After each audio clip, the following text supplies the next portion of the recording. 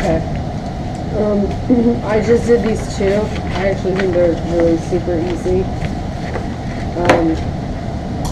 Too easy, actually. Who felt that they were too easy? Come on. Scared. Okay. I don't think this is good practice at all. I took it from some other review book. They used to have you guys all. Gilbert. I actually had this, not for this class, but for real property. I think these questions were a joke, and it's not written like the bar, and I think they're worthless. So we'll still do them. Let's just, I did them. Okay, so I'm just gonna go through them, but I'm gonna email you the actual answers. But when we've completed all 52 that I have you there in the packet. Okay, so real quick. 1 is yes. Okay, 1A is yes. 1B is, and I want, for anybody who did not get 100%, which is excluding me because I got 100%, which is why I know they're too easy, because even on the bar practice questions I get some wrong. So if I got 100%, that means it's way too easy. Okay. If anybody did not get 100%, I want questions, because that means we need to solve that problem. Okay? Is everybody clear? Even if you got 1 wrong, I want to know which one it is. 1A is yes. 1B is yes. 2A is no. 2B is yes. 3A is yes. 3B is, I put no, but they, in the answer it says probably no, which makes it horse doo-doo, because the bar doesn't write questions which have probablys in them or depending. So it's probably, but I wrote no, so it's no. C is yes, but the answer says possibly. So we'll talk about that one. 3D is yes. 4A is yes. 4B is yes. 4C is yes. 4D is yes. 4C is yes. 4D is yes. 5A is no. And what I put no, because I didn't know we could use a probably. 5A is no and 5B is no, but they have 5A as probably not, and B is no. Yeah, 5B is no. Yeah. You got 1 wrong? I got 2. Who got more than 0 wrong? Okay, let's call them out. You. 1B. Okay. I answered no. What else? Is that it? No. Same here, I did that too. Okay, what else? 2A. I answered yes. Okay. 3B. I'm sorry. 3D. I answered no. Okay, what else? 4A. No. 4B. No. And then 5A. Yes. Jeremy? 2A, I answered yes. She already did that one. What other ones? Anything in 3? 3C, 3C? yes. What about in 4 or 5? 4C, yes. 5A, yes. Okay, anyone more? Which ones? 4B and C. 4B and C? Okay. 4B and C. Anyone else? Anything else? Or B and C, right? Not B. Okay. 3B. Okay. And 1B. 1B I have. Okay. What else? Everybody's good? You got 100? You got 100? You said 4C was no, right? 4C is, no. 4C is yes. 4B is also yes? So 4A is yes, 4B is yes, 4C is yes, 4D is yes. You know who got all yeses? This guy. This guy. All right. Is there any extra? Yeah, there's extra. Okay, so this was our, are you gonna Yeah, back with it?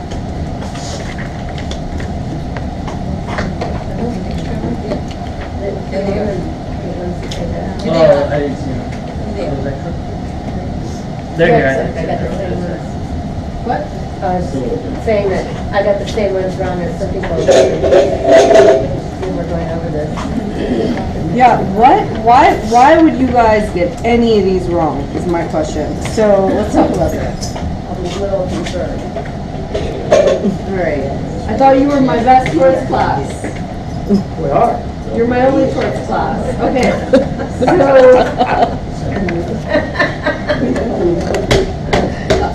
alright. 1B. Did Donna have the requisite intent for a battery upon Paula? Yep. Why? Yes. Okay, so I highlighted it, I wrote yes. That means that somebody in here said no. Yeah. Why would it be no? It was a reaction. Do you need to have to intend to harm? No, it wasn't a reaction. Read closely. If you got any wrong, it's because you didn't read closely. If you don't need to intend to harm, Oh, sorry. you don't need to intend to harm. All the way from 4. You have to intend to do the action, which then results in either harm or non-consensual touching. Are you all forgetting that? Just you? But we No, need some sort of display. Has Donna okay, so did Donna have the requisite intent? Somebody yelled fire, she took her shopping cart, what was that show where they do the groceries like as fast as possible and try and, Mm-hmm. what was it, supermarket sweepstakes? Yeah. Very sweet. Okay, it's like that was I was imagining in my head. Okay, first of all, these poorly written facts told you in a blind panic. That means this lady just lost her mind. She went bananas with her shopping cart. She didn't look to see if there was an actual fire, which is probably what I would do. I probably wouldn't look and I'd just start running. Doesn't mean it's okay. You need to look, survey, is there a fire? And then run into people with your cart, okay? Don't write that down. But what she did was she chose to run into people in a blind panic. Volitional. It was, exactly. Because it was volitional, she had the requisite intent. Yes. We had a case that we studied about the woman in the stairwell who had accidental Yes. contact because of a fire. Yes, that's what I thought of that. How is that, and are you saying that this is different? That's why I'm saying it's the same. No, That's what I'm you're saying. very wrong. Why is he wrong? Pushes her cart through a crowd of shoppers. But This, it's- so if you're on a For a crowded crowded- train, if you're on a crowded train, Mhm. right, and we bump elbows, even if I kind of, there's an implied consent there. That's a normal. That's, what you're talking about is A, non-volitional, right? This, in the phrase blind panic, means she lost her mind, and wasn't acting appropriately under the circumstances. Mhm. She chose to run into these people with her cart. She didn't care. That's what makes it volitional, and doesn't matter if somebody yelled fire, she still ran into people. Yeah. So I think that term in that case they used was incidental contact, so that to me, I guess this. This would is be not incidental. This is I am running you over because I'm trying to save my life and I don't care. That's it. It was a reaction of fear and blind panic. This was not, okay, There's hold no on. This excuse, was not right? this was not the Titanic. After it hit the iceberg. This is a supermarket, somebody yelled fire, she took her cart and ran into as many people as she could. There's no reason why this isn't a battery. Well, what about saying that, it's a blind panic, therefore, really, there's no intent. If she got a little cuckoo, insane, temporarily insane, then there's no intent. And the action, but the action. On the tort, no. Okay, since you don't like my explanation. I'll just read to you what these Gilbert people wrote. Any volitional act suffices. Volitional act. Now you're confusing the intent. Don't confuse the intent to cause the harm with the intent to commit the act, which then results in the harm. The intent to commit the act which results in the harm is I'm taking my cart and I'm running into you because I'm trying to save my own life. That's what makes it volitional, and that's what makes it intentional. Okay?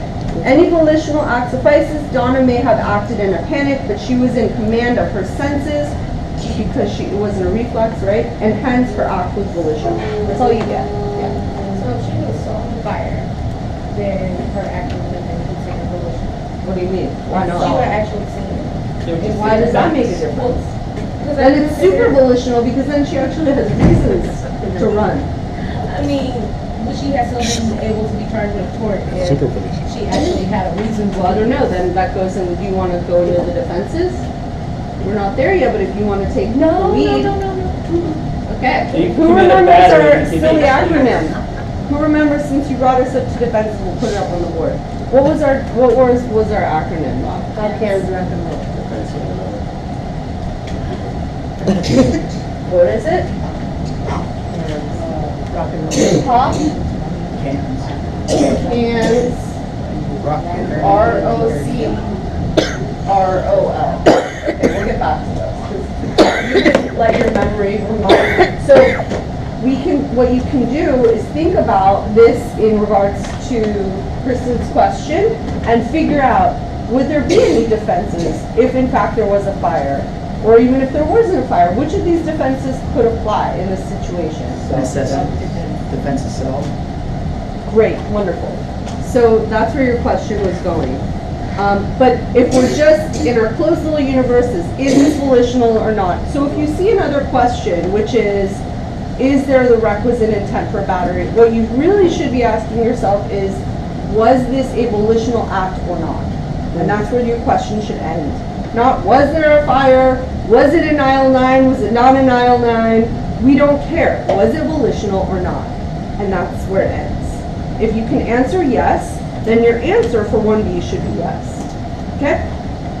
Unconfused? Can we move on? As part of his nightclub act, Waldo hypnotizes volunteers from the audience. Waldo directs Horace to pour a glass of water on Betty, another member of the audience, and Horace does too. Has Horace committed a battery Yeah. on Betty? No, not Horace. Somebody said 2A, yes. Yeah, Why? technically, he did, because he physically, You're wrong. There's no No intent. intent. You're still wrong. Because he didn't have. Huh? We just oh yeah, did he's this. hypnotized. Somebody needs private tutoring, okay? So Jeremy, you can step in, or maybe you got that one wrong too, I don't know. But the question is, did he have the volition to, did he have the volition to pour the water? The answer is, it tells No, you, he was yeah. hypnotized. Yeah, the answer is Assuming no. you know what that means, no. Therefore, the answer is no. Volitional / intent. That's right. Same thing. Is it volitional? Yes, and they have the requisite intent. If it was unvolitional, meaning a reflex, then they did not have the intent, okay? Okay. Has Waldo committed a battery on Betty? Yes. Yes? Okay, everyone got that right. Okay. 3B, next, David invited, during the course of events, David engages in the following activities. David asks Peggy to dance while holding her very close. He makes an indecent proposal. By the way, I don't know what that means. Maybe he offered her a dress. I don't know. I saw the movie. That's what I was referring to. Which causes Peggy to burst into tears. Has David committed any tort on Peggy? No, she was so happy. Would you say that making an indecent proposal was extreme and outrageous? Nope. Sufficient to cause extreme emotional distress? Yeah. Really? Why? Yeah. Oh, sure. We'll trade it for some markers. You know what? I actually saw there were markers in the other room. I Also couldn't grab them. erasers. Eraser too, your erasers. This is, I just want everybody to know that this thing is called causing me asthma. Okay. I've never had asthma in my life, and now I have it. Is there any way to shut this thing off? I noticed. So we can't control with, Okay. yeah, but we'll let them know. You guys all know the number for 911? CPR.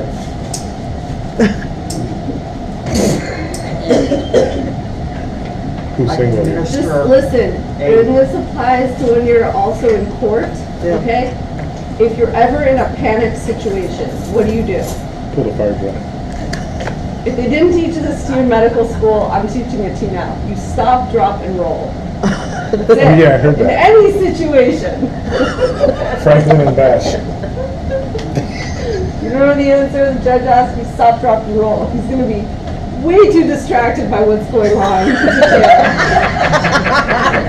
Okay? Moving on. Oh my god, that's crazy. 3B, probably not. We don't know what an indecent proposal is.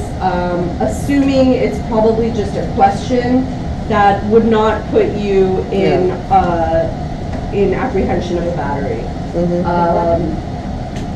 And it doesn't constitute a touching. It's probably not. There would have to be, for that to constitute, I agree with you, that IIED could be a possibility. But you probably rule it out because it doesn't give you enough to indicate that A, she was an eggshell plaintiff or a hypersensitive plaintiff, which would potentially make it IIED. However, there aren't any facts to indicate that it was so severe to constitute extreme and outrageous conduct. Well, I don't know, what's an indecent proposal? It's a question that may not be super wholesome. I was kind of confused because Peggy burst into tears, like tears of joy or tears of fear. Exactly, that's what I'm saying. That's what I'm saying. Okay, this is why you don't want to use these, because these are poorly written, because there are all these holes in these questions, which is why I don't like them, okay? So moving on. So, has she committed any tort? No. 3, it was yes. 3B is no. Okay, C. David wanders into the bedroom where he finds his pal Zeke fast asleep. Zeke, to get him to join the party, he shakes him awake. He's unhurt, but is angered and awakened. Has he committed a battery? Yes. Okay, some of you said no. So why would you think that it wouldn't be a yes? Somebody shakes you. Number one, do you have to be aware while the battery is taking place? No. No, that's the difference between it and assault. So he wasn't aware, but then he became aware, so that's irrelevant. But it's his friend. It's non-consensual. Have you ever had somebody throw water on you while you're asleep? Yeah. Okay, now you know you consume for battery. I didn't know that, yes. Okay, so moving on. Are we all okay with that? It's harmful? It's not harmful, which is why they told you he's unhurt. Yeah. What does that mean? B, it's offensive, it's non-consensual. Okay? Moving on. D. Later, as part of the horseplay between himself, takes a dart off the dartboard. Beth walks in front of Zeke and is struck by the dart. Has David committed battery on Beth? What are the reasons for no? There's somebody said 3D. It's confusing. Yeah, I answered no. Do you know why? Was it a typo? No, Okay. because that, Do yeah. you remember transferred intent? Mhm. Okay, he takes a dart, he throws a dart at somebody to startle somebody, which means he intended to cause an assault on Zeke. On Zeke. However, somebody else, a third party, Beth, walks in his path, Yeah. and he actually hits her. What's the issue? Yeah, no, I looked over Zeke. I didn't see the intent to assault, to startle Has Zeke. David committed a battery on Beth? Yes. Okay, is there any question as to that issue? That question, okay. Prudence is what, they will not be this. I have a question. Whenever you have transferred intent with battery, in the examples that I've read, it's usually like I'm intending to hit you, but I miss and I hit someone else. Yeah, it's different tort, different person. It can be the same tort, different person. It can be a different tort, same person. It can be different tort, and a different Okay, person. so I try to commit one specific tort on you, but accidentally another tort gets committed on someone else. Yes, as long as it's intentional, yes, an intentional tort. So don't start talking about defamation when I don't know. Just, it's the closed universe set of intentional torts that we have, okay? So is that what was good for the MBEs or just not, I mean, not the MBEs, but giving definition of intent and all of that? Because another teacher told me to do that. Okay, that's great. Who's that teacher? I'll tell you, because you know where we go. No, I don't. No, I'm saying, look, I like Gilbert's. I'm gonna look at it. I actually think it's okay. What I don't like is this. This is written somewhat like Barbri, except it gives you, I think, more cases. It gives you cases, and I think actually it's okay. Key exam issues, I think it's written okay. I just think these questions are nonsense. You guys are way too sophisticated for these questions. These are kind of whatever. But okay. Mildred and elderly woman observe prudence, and you're never gonna have yes or no questions on the bar or any real exam. So why would you be given these? I guess it's to make you think. Mildred, an elderly woman, observes prudence. Kind of funny. Walking in front of Mildred's house and mistakes her for a prostitute. Mildred points a shotgun at Prudence. Get off the streets, you hussy, or I'll fill you full of buckshot. Has Mildred committed an assault on Prudence? Okay. Yes. Okay, but you didn't ask yourself. Where to Did start? she feel apprehensive? No, you didn't ask yourself. A, was Prudence blind and deaf? And that would then garner a different result, right? Right. How do we know she saw the old lady with the shotgun? A. B. How do we know she heard the old lady with the shotgun? Would that change things? Okay. So, assuming she did, an old lady with a shotgun, yeah, okay, that's easy. Is there, what are the questions for that? Because some of you had questions for that one. No? Somebody did. Okay. I thought they actually asked also how to have the apprehension. But What? I thought for the elements, it was intent to create the apprehension and they actually felt apprehension. Is that not correct? So then that's a fact. Yeah, that's why I answered no, because there's no And I didn't, apprehension. just didn't say she felt apprehensive.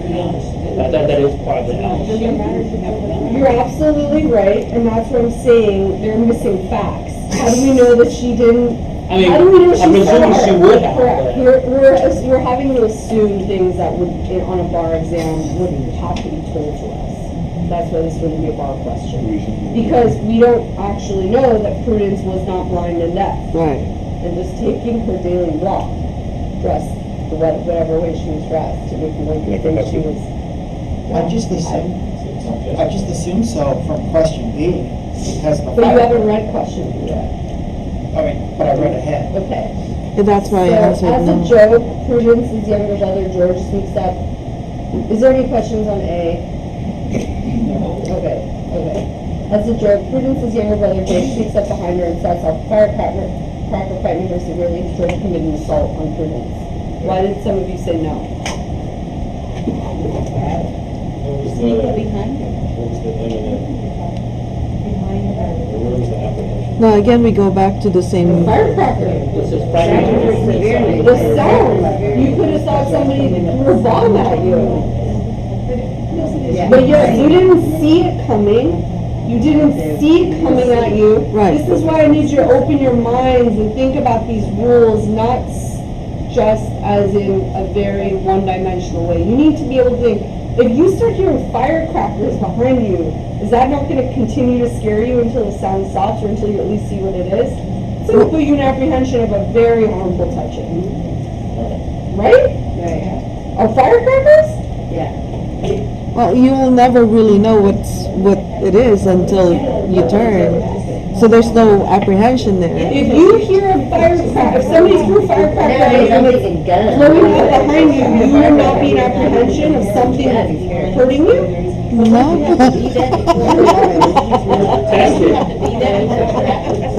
You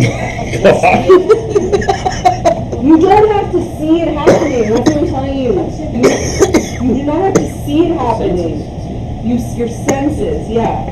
You have to be aware of something. Awareness is important, but it's not just visual, okay? A deaf person can be assaulted and a blind person can be assaulted. This one is written for. It's all written poorly, yes. Why we're doing this. Okay, C. Prudence turns to scold George and responds with a fist. However, she's not frightened thereby because she knows that George is strong to her. Does George's rising his fist constitute an assault? So you said no. You're all completely not thinking like lawyers and remembering your rule statements.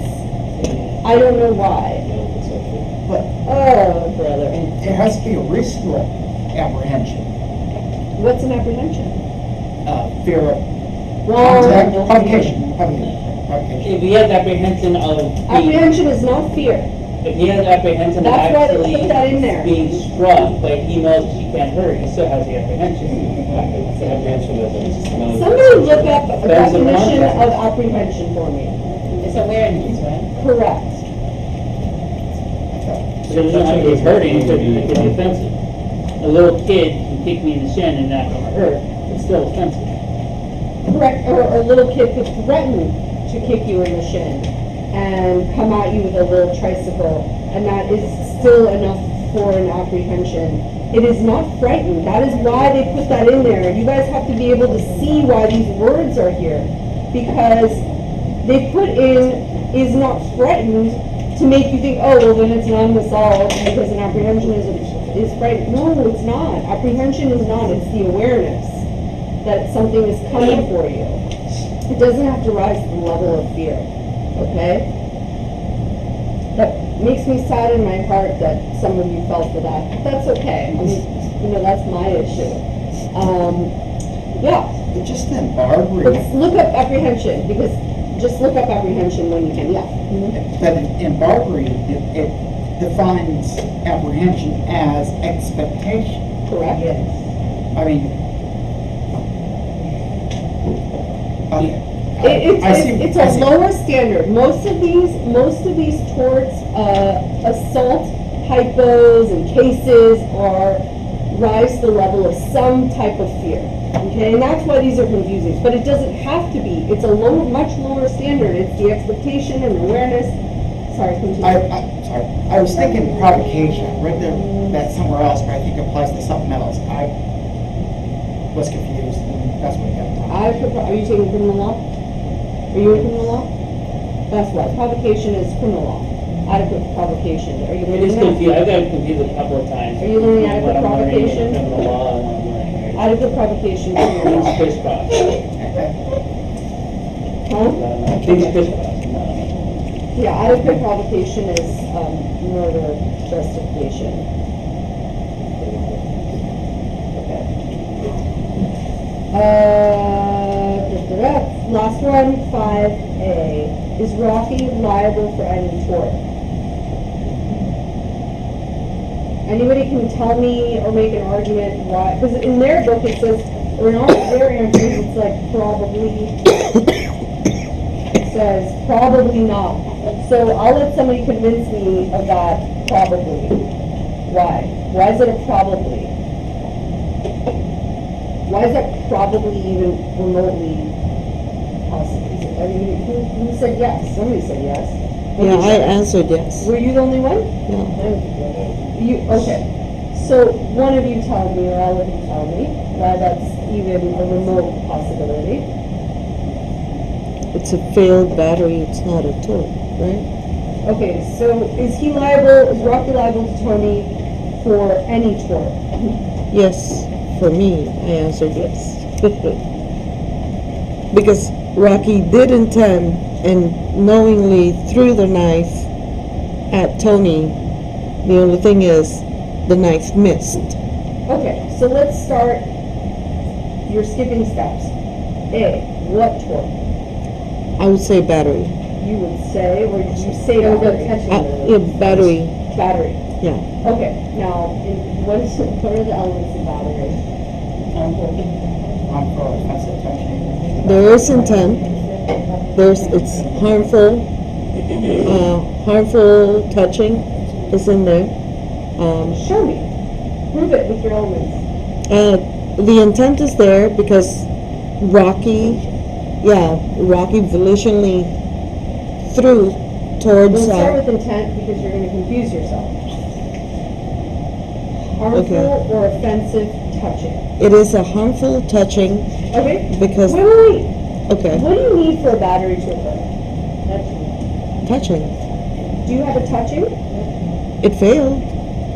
So It was. So you have a battery, but it failed? So Yeah, is it's that a failed battery? battery. Is there such thing as a failed battery rule that we ever learned? Did we ever learn rule failed battery? Okay, this is high alert, private tutoring session. Listen to what to say now. I never taught you failed battery.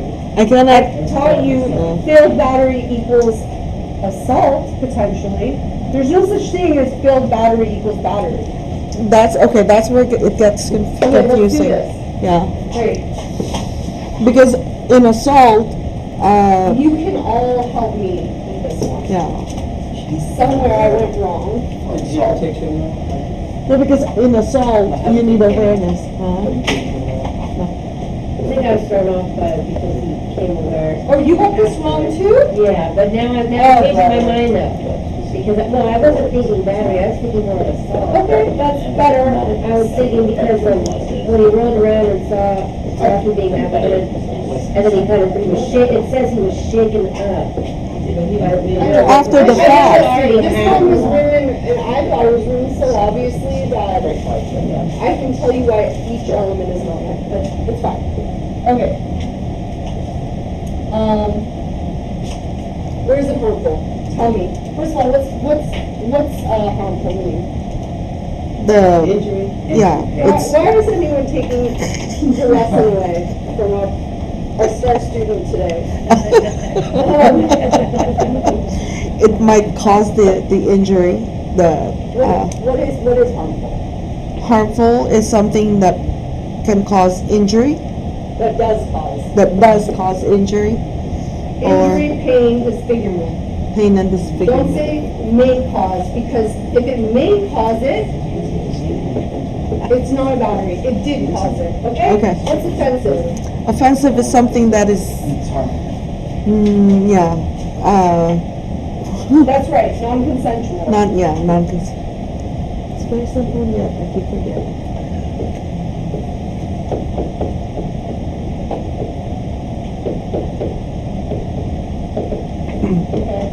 Touching, what's a touching? Physical contact. That's right. Now, you're gonna just take me, that's actually a really good definition. Physical contact. Now you're gonna take me to where each of these, or some of these, are listed in that fact pattern. Where's the injury? There's no injury. Wait, Okay. one by one. Harmful, where's the injury? No injury. Okay. Where's the non-consensual touching? In the fact pattern, where is it? He got shaken up after the fact. Where is the non-consensual touching? Rocky's back towards, I'm sorry, Tony's back was to Rocky. Rocky threw the knife. Where's the non-consensual touching? Where's it? None. Say it was consensual or not. There's none. Okay, where's the physical contact? None. Okay, where's our battery? None. That's all you have to do. You don't have to be a rocket scientist to figure these three things out, do you? All right. I have a question So- about the harmful No. question, to see if I'm missing something. Yep. Because I can see injury and pain, I can see that you can have an injury without pain, and I can see how you can have pain without injury. But the fact that they have disfigurement as another part of that definition, maybe that's exactly an injury, I'm wondering if I'm missing something. Why is that a separate definition? Why is that another word? Maybe I maybe I performed a surgery on you. And not in pain, but keep it straight. Yeah, maybe I gave you a really horrible nose job, but you left the hospital in A-OK condition. Right? So it might be offensive and harmful because you were disfigured by my poor job of the plastic surgery. You see, this is where I'm getting confused over between the assault and the battery. I know, and I'm going to Because- tell you why you're confused, and I'm going to tell you right now, I don't want to read any more about it. The reason that you're confused is this. You are not including one word in your analysis of battery. If there is no touching, Mhm. there is no battery at all. A harmful, you're just thinking harmful. If you're just thinking harmful, sure, anything can be harmful. It's harmful to think that somebody threw firecrackers at my head. Right, But it's not a battery. Right? right, And if I didn't see those firecrackers, then it's also not an assault. I yeah, didn't see or hear, or we're not aware of those firecrackers, it's also not an assault. it's not an assault. Okay, now, somebody could have done something without my consent. If they didn't touch me, it's not a battery. Right, That's it. You have to think of the word touching. okay, That's the most important word in that rule, okay? Don't think of harmful without thinking of the harmful touching. Don't think of offensive / non-consensual if you don't think of touching. Non-consensual touching. Touching. Touching. Assault. yeah, Fear but of the touch, or apprehension, expectation of the touching. Okay? So but awareness. yeah, he wasn't aware, that's why. Are there any more questions? Well, that took way too much time. Why don't we do these more often? But are there more questions? No? We have only like 48 more to go. So the best Can we do some bar style questions instead of? yeah, we'll do, I'd like to do Barbri. I gave you I'll the just have Barbri. A Barbri book? I emailed you, yeah. Yeah. But I think there aren't that many, that's the problem. 6 sets of 6 sets, 18. but we haven't covered everything in there. But yes, I will look at those, actually, when you guys go on break, I will look at those. Okay, The problem is I can't print from this, I have to ask her to print. If she's not here, then I can't print. I think I have a printed copy. If you have a printed copy, I can make copies. Okay.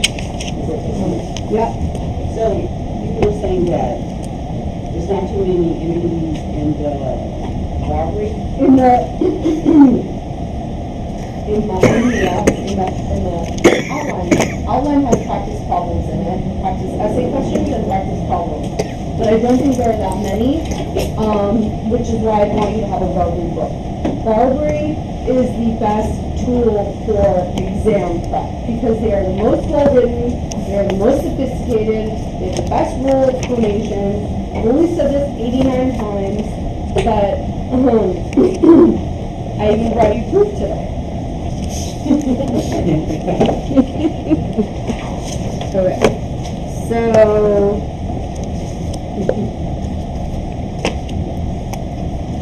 but listen, I spent a lot of money on every single outline and resource that the law bookstore sold and would sell to me when I was a student. So I get it. It makes you feel comfortable to have all these books at your fingertips. It's really worthless. It's really pointless. Okay? But I did it, so you should all waste money too.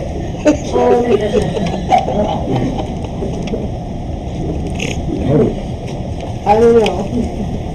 It's like there's some comfort in spending $15,000 on resources. I actually remember buying Gilbert's for Real Property, and Real Property, nobody's in that yet, but it is so comprehensive and so full of information.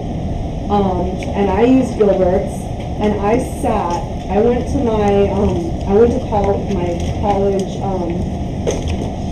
alumni weekend, out of state, and I took my Gilberts with me. I'm like, I'm gonna study all weekend while everybody was partying, and I actually went to the library and I wrote a 40-page outline on real property from Gilbert's. Do you think I learned anything? I learned nothing. All I did was type. I worked on my typing skills, and I wasted time. If somebody says just by Barbri, just stick with Barbri, just learn Barbri, just do MBE so you understand it before doing an outline, I would have been so much better off. Just have one friend, that's all you need, just one. Okay, Barbri will get you through all the stormy weather that you will endure in law school. It will be there for you, I promise. You only need one. Okay. Should we do a reading? We should learn about negligence. I never used that real property outline because I didn't understand it. I did 40 pages typing. I don't know what I was doing. I thought I was doing something. So I'm trying to save you all that time. When you go to your alumni weekend or with your family and it's like Easter and you're like, I gotta do an outline and I gotta learn, and you're like typing from 8 to 6, you're just wasting time. Make a short outline for yourself. Synthesize the rules that you need to know. If you need to, actually a really good way to study is looking at the index. Well, this one doesn't even have one. Capsule summary. I mean, okay, so actually in Gilbert's, if you have Gilbert's, so what they have is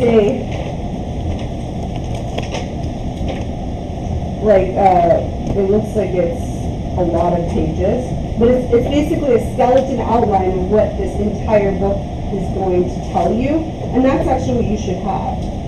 Okay, this book doesn't have it, but Barbri does. If you look at it, the index of Barbri, right, it lays out the outline for the entire book. Copy that. That's what you should copy, and you just fill it in with your rule statements. That's all you need. We do short rule statements, and so that they make sense to you, and don't type them until you actually understand them. Don't just copy from the book. Don't type until you understand. Okay, moving on.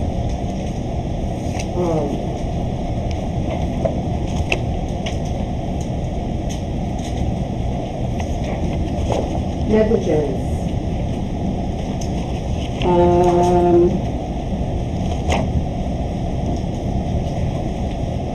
So who actually went by my reading and did it? Anybody? Anybody?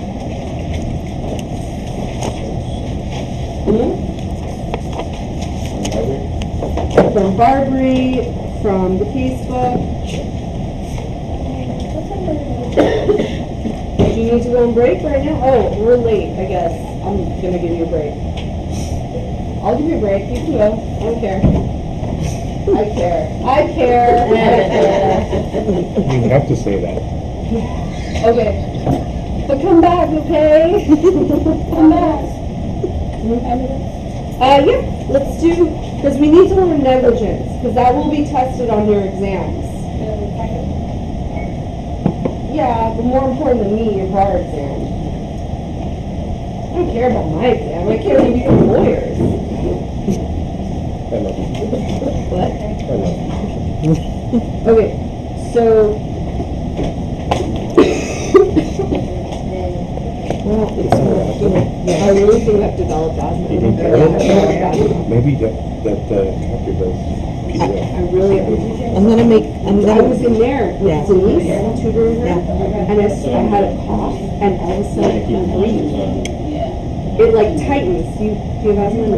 I don't have asthma. I have. But it like tightens and I couldn't breathe and I couldn't, she was like, oh my god, I was scared. And it happens to me at night. Oh. But I have no phlegm or anything. It's just I don't like, need it. Maybe it's just do it.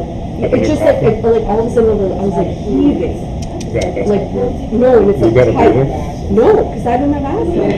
But I think I've developed asthma, but not bronchitis. And it scares That's me. exactly for rare. I'm like, That's for like rare. no, I need to get an inhaler. Wait, so Get a, no, don't just get anything. he calls it the medicine is called Braille. It's just a temporary fix. A temporary. Yeah. But the doctor has to, prescribe it. It should go away. You might have asthma. I pray to God I don't develop asthma. I'm an athlete, I can't have asthma. Well, I'm here. What do you mean out here? California. Yeah, but I'm from here. Really, it's a true story. It's like I'm from here. Yeah.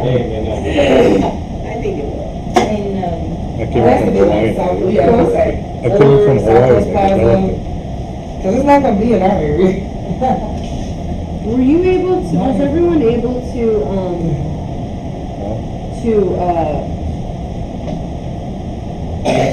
do the, review the model answer?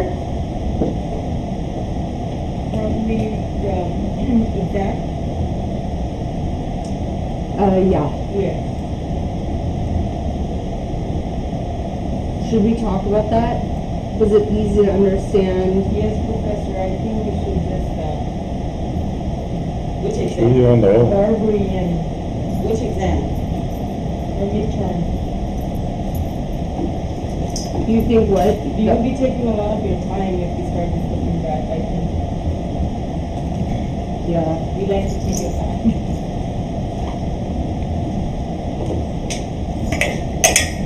I'm just so worried that you will have. Yeah.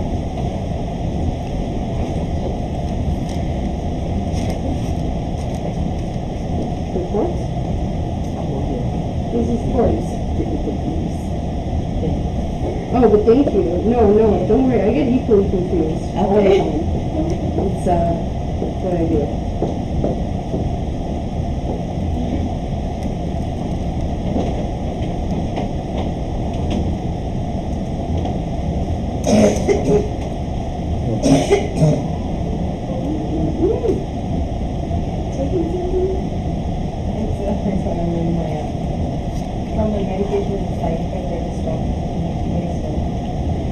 That's why I'm wondering if I had that happen to me from the Z-Pack, because I've never had anything like that. Reaction from my medicine. Was it a Z-Pack yours where you have to take so many pills and so many days?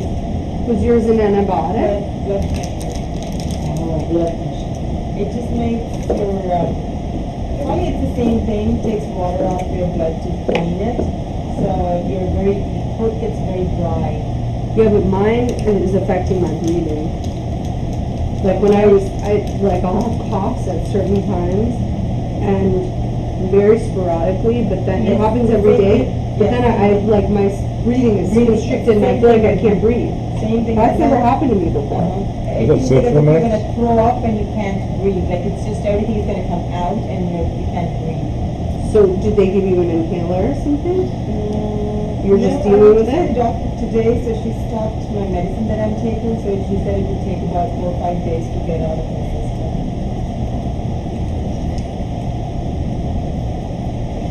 I'm gonna prepare you a juice. Cold brew But ginger. I don't drink fruit. I don't eat fruit. Oh, no, it's ginger. I'll prepare you ginger and turmeric. Okay. I won't say no.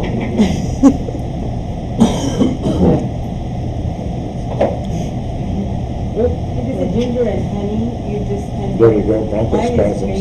That is what it is. Bronchospasms. Yeah. It doesn't happen during exercise though at all. You should talk to your doctor. Yeah. Tell him that. That's a very, very side effect. It's not a good look for me. Very dangerous. What is bronchospasms? Bronchospasms. What does it say that is? Like, what does it feel like? Yeah, that's what happened. You start. Does it feel like you can't breathe? Yeah. refills on the cooking? No, but I didn't like it because I would be groggy. The cooking. No, I didn't finish it. I didn't like the. Knocks you out. It It's like feels knocks stupid. out so fast. Spasm of the The bronchial first smooth day I took it, muscle. I was. Yeah, that's it. What's that? It's a spasm of the bronchial smooth muscle producing narrowing of the bronchi. Well, it's a smooth muscle. It's supposed to be like doing that. So then it inflames, then you can't breathe. I'll make the copies for you, Professor. The Barbri MBEs. I forgot, I left it in the contracts. Don't worry about it. We have so much to cover, it's so annoying. Okay. I want to get through Res Ipsa very quickly because, okay, so what is it? What's Res Ipsa Loquitur? Okay, so when does it occur? When does it happen? Why do we care? When something happens that normally would not happen without it. Wonderful. And you're just gonna have to assume that, whatever we don't finish. Self-study. Well, yeah, that self-study as well as, we will just continue next week, okay? But you really, I can't stress this enough, need to command negligence. And when I say command it, you need to be able to explain it to me and understand what it is. And if there is any questions, I have no problem helping you understand it because it's so important, okay? Who remembers the elements for negligence?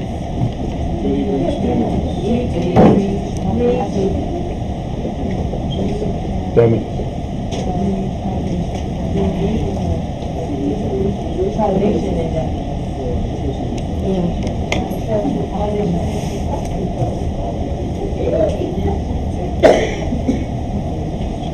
Duty, branch. What is the duty? What is duty? Level of care that a reasonable person, Standard of care. the duty of care that a reasonable person would exercise towards another in like circumstances.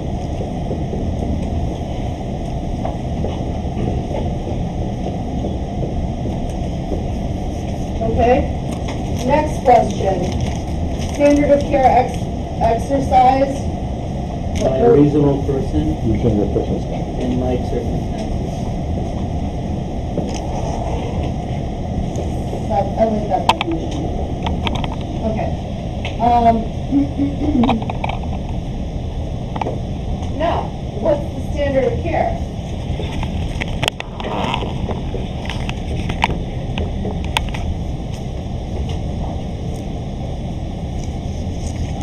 The duty of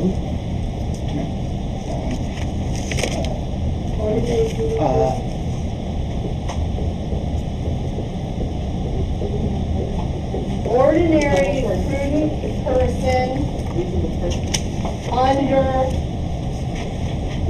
the same or like circumstances. I'm just breaking everything down twice for you. Okay?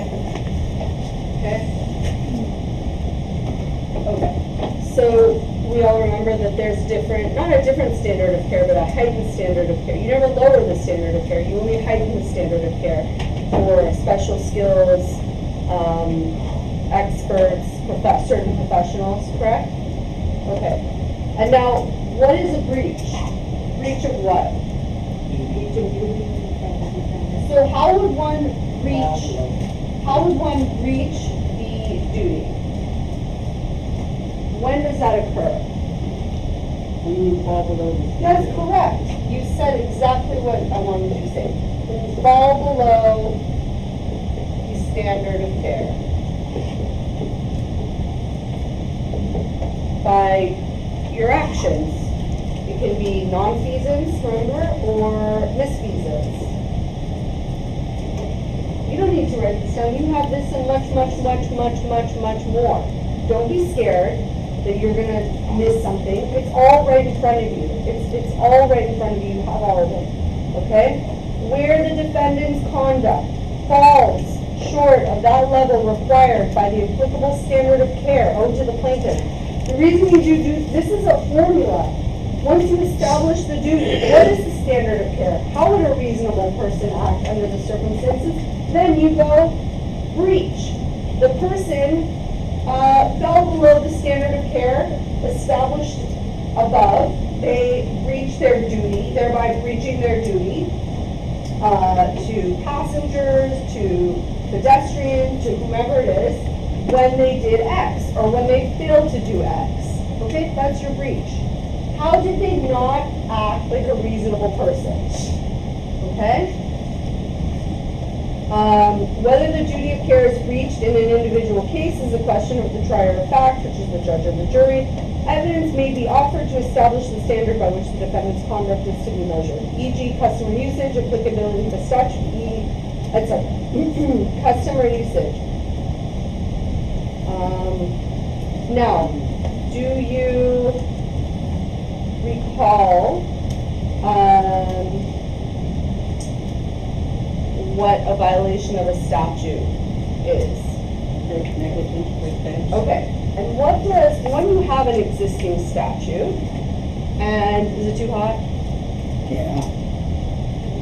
I figured. If you need to play with that temperature gauge, you can.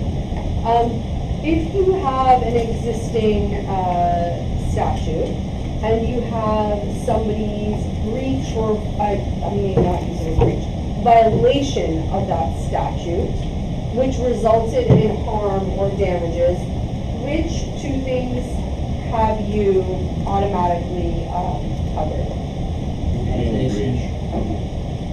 When you deal with violation of a statute and you are, and you've established the duty breach, right? And that it was the intended, it was the type of harm and the type of class of persons, right? That's what you established. Then you have to show that causation is, which is but for, and then the proximate cause, that it was the type of harm that occurred was the type of harm that it, that the statute intended to protect against, okay? Because what you may find is A, there was a violation of a statute, okay? But that the violation of the statute did not result in the type of harm or class of persons that the statute intended to protect against, okay? And then remember, you have exceptions to violation of the statute, and when you are not actually going to be liable for negligence per se, even though there was a violation of the statute. What were those? Anybody remember? And then, I'm sorry. Do you remember what the exceptions to violation of a statute are? By obeying this statute, you would actually put the person in more harm. Correct. Put you in harm, too?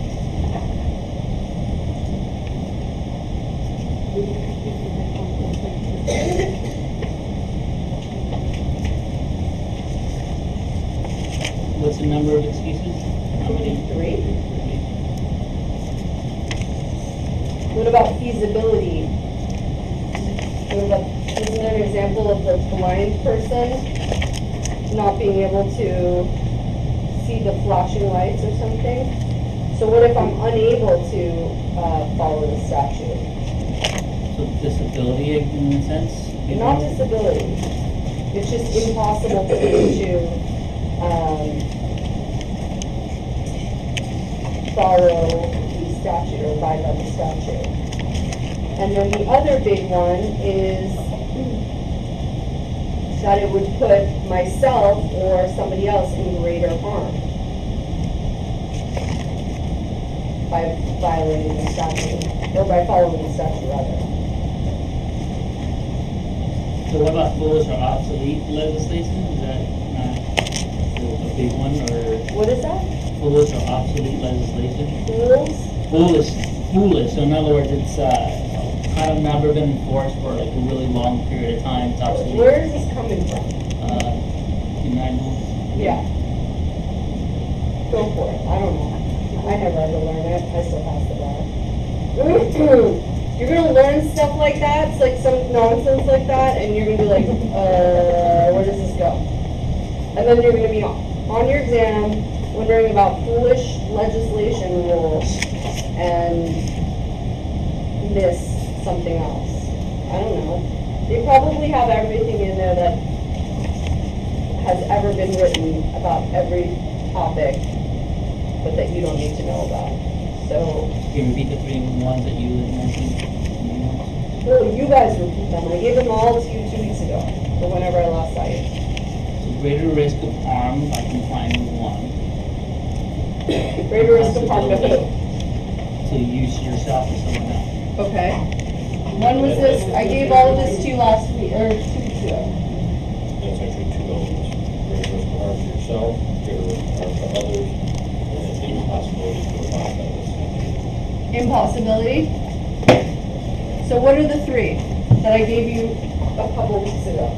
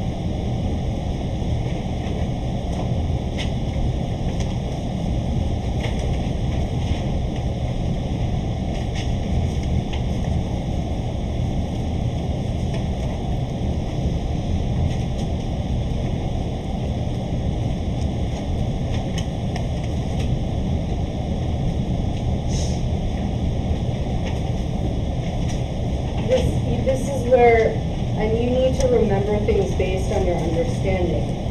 So the understanding will also make sense because, or come more easily when you think about it from a commonsensical perspective or logical perspective. How could you be held accountable for violating a statute if it would have ended up causing you or another person more harm, and if it was impossible for you to actually comply? Now again, this isn't something like willful blindness. This is where a situation in which it would be actually impossible for you to comply. Okay, and you'll see it. When you see it, you'll know. Okay. Can we move on?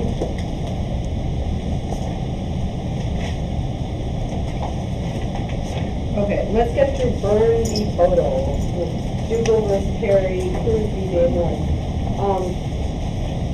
Res ipsa is testable on the MBEs.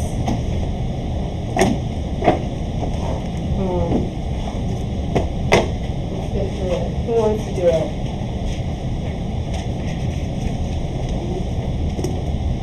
It's the first case, 251.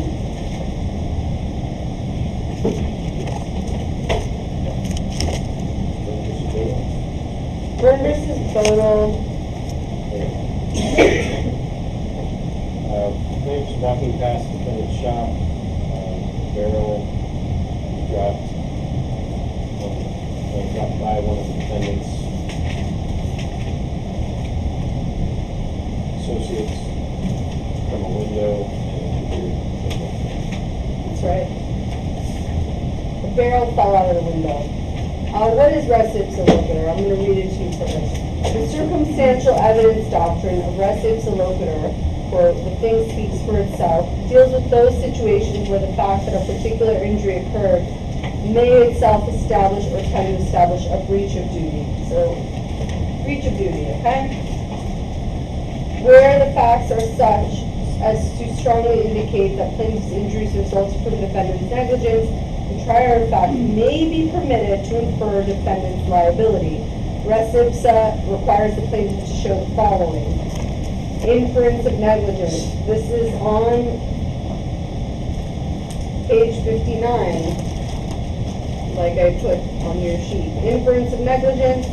negligence attributable to defendant. So what you're doing, okay, is you are, you're establishing without having to prove that there is some duty that was breached. The breach is the damages or the injury that occurred, but you're not having to establish the duty. It's an inference of a breached duty by the occurrence of some event, okay? Like I mentioned a couple of weeks ago, an airplane falls out of the sky. A barrel falls out of a window and hits somebody on the head. There are certain occurrences which allow you to make an inference of negligence and an inference of a breach duty, okay?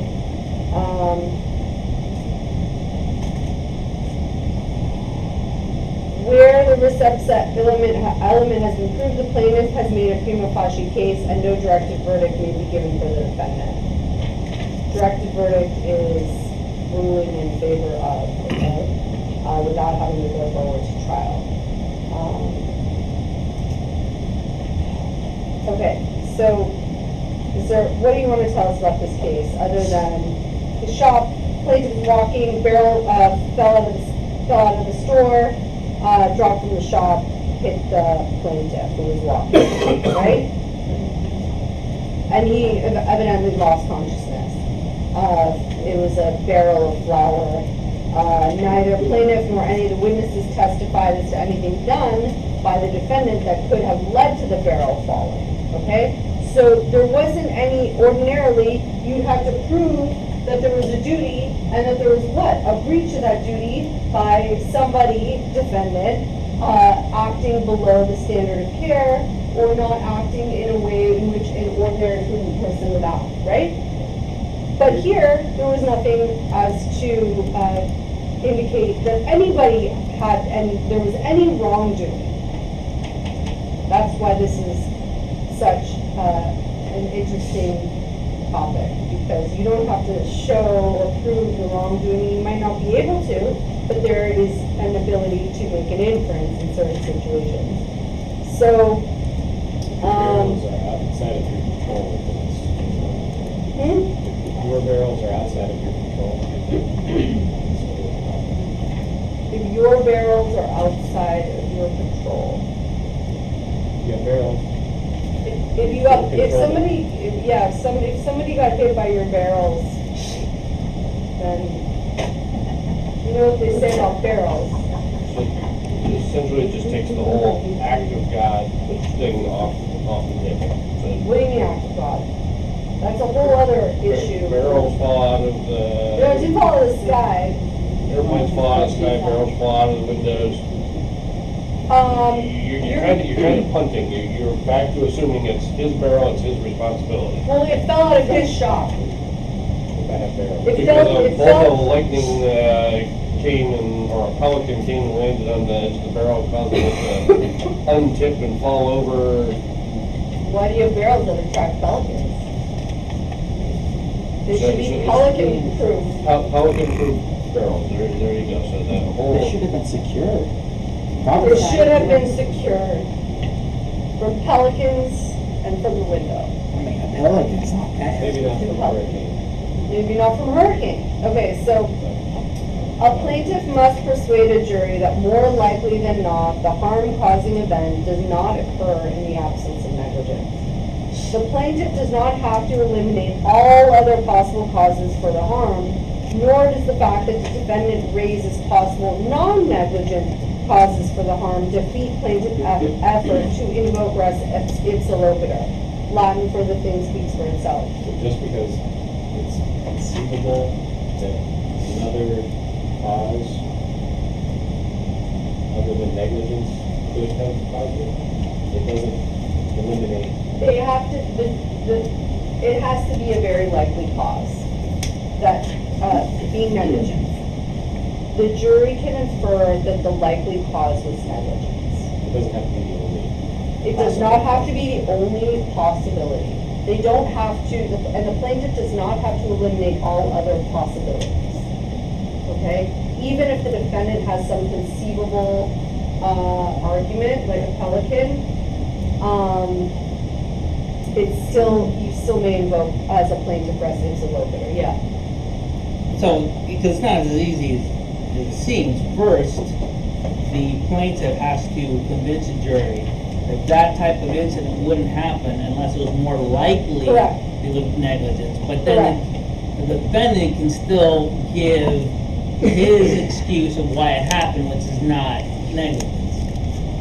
The only difference is, at that point, the proof kind of shifts onto the defendant.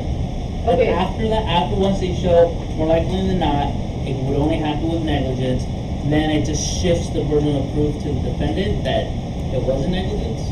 Okay, so number one, let me go through the elements, okay? Okay, because we didn't do that, and we usually do that. Plaintiff must establish that the accident causing his injury is the type that would not normally occur unless there was some negligence. Okay? Type that would not normally occur. Okay? A barrel falling out of a window. Okay? 2, negligence would be attributable to the defendant. Plaintiff must establish evidence connecting defendant with the negligence in order to support a finding of liability, i.e. evidence that this type of accident ordinarily happens because of the negligence of someone in the defendant's position. This requirement often can be satisfied showing that the instrumentality that caused the injury was in the exclusive control of the defendant, so that's an important element. So you have to show that whatever it was that caused the harm was in the exclusive control of the defendant, okay? When there are various people or peoples involved or defendants, that usually takes away the ability to infer or invoke res ipsa loquitur. You have to be able to show or demonstrate that the instrumentality was in the exclusive control of the defendant. Here it was Mr. Boadle. The barrels were in his exclusive control, allegedly. Where more than one person may have been in control of the instrumentality, res ipsa loquitur generally may not be used to establish a prima facie case of negligence against any individual party. Example, plaintiff left the operating room with an injury to part of her body that was healthy prior to entering the operating room. The injury was not in the zone of the original operation. Res ipsa loquitur may not be available to establish that any individual in that room was negligent. This is so despite the fact that clearly someone was negligent. A substantial minority of courts in such cases where defendants have control of the evidence require each defendant to establish his negligence did not cause the injury. That's also an important case to read that's on page Barbri versus Vanguard. So if I get injured, like in this case, an operating room, and it's obviously negligence, right? Like I end up without a leg, right? And I went in for shoulder repair, that's negligence. But if there are multiple individuals in the room operating on me, what the majority rule says is that you can invoke res ipsa loquitur because you don't know under whose exclusive control I was under. Then the minority, though, says that you can attack all those defendants and allow them to discern who it was that was at fault. Okay? In that case, they would all be at fault for the entire, and they would each be at fault for the entire. So, where defendants have control of the evidence requires each defendant to establish that his negligence did not cause the injury. To rule yourself out, yeah. In terms of the exclusive control, so if there was a hotel room and a chair flew out, then the owner of the hotel could argue that room was under exclusive control of someone other than me once they had it. So res Loquitor or whatever wouldn't be able to be. No, not res Loquitor. So in that sense, that's where the exclusive control would matter, is a hotel owner could say, once I rented out that room was under the exclusive control of someone else. Now, Of the customer, of the guest, of the hotel room. Yeah. When you can point lots of fingers at lots of different people, you're going to have trouble invoking res ipsa. Okay, so compare, the doctrine would be available where a particular defendant had the power of control over the site of the injury. For example, plaintiff sues surgeon after a sponge was left in his body at the site of the surgery, even though surgeon left it to her assistant to remove the sponges and close up the wound. Her responsibility and power of control over the surgery itself allows plaintiff to use res ipsa loquitur against her. Okay? Because that surgeon had the control even though he passed off some of the responsibility. Effect.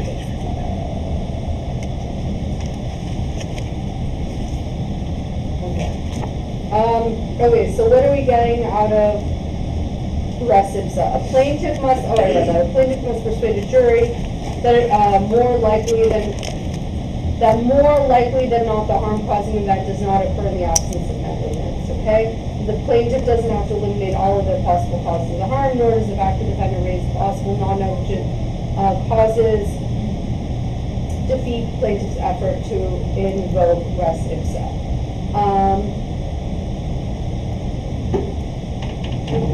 Just because res ipsa fails doesn't mean it's done. You still have to prove Yes. Yes, so in Byrne v. Boadle, the court allowed the case to proceed because of the nature of the harm-causing event and defendant's relationship to it, i.e., as it was defendant's responsibility to control the contents of his warehouse, the accident itself is evidence of negligence. A plaintiff seeking to rely on res ipsa loquitur must connect the defendant to the harm. Initially, courts interpreted the control element narrowly, requiring plaintiffs to show that the defendant likely had a quote, exclusive control of the harm-causing instrumentality. This element has been liberalized and is now enough for a plaintiff to get the issue to a jury on res ipsa if he can provide evidence showing that the defendant probably was the responsible party, even if the defendant did not have exclusive control. Further, most jurisdictions no longer require a plaintiff to prove that he did not contribute to this harm. Okay? So you're getting this case to the jury much more quickly, and you're allowing the jury to make an inference of negligence. Okay? When they had exclusive control, and you can tie the harm to the defendant or the instrumentality to the defendant. Okay? Make sense? so the last thing you read, is it still the majority that they have to show exclusive control? No. I'll send this to you. Okay?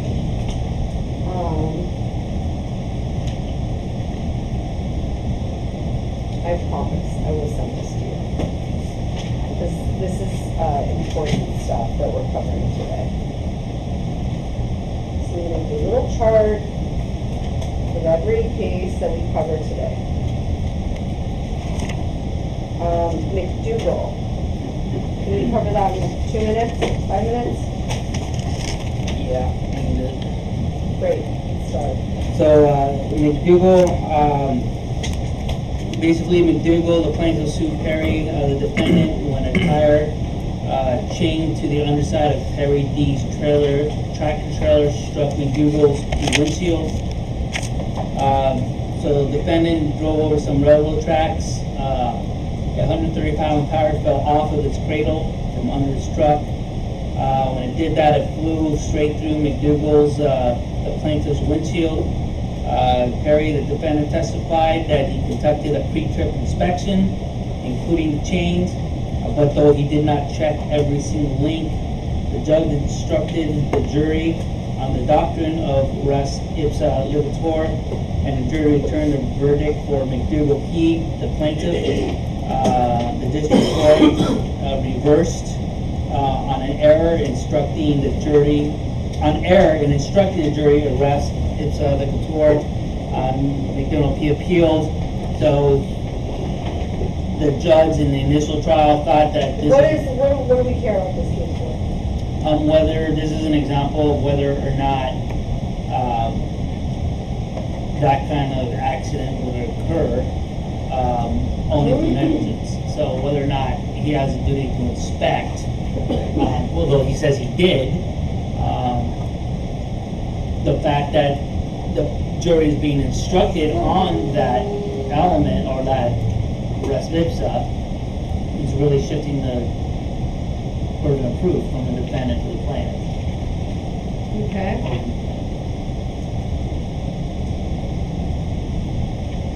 So what did he, So the holding, basically the rule is that the doctrine of res ipsa provides an injured plaintiff with an inference of negligence where direct proof is not available.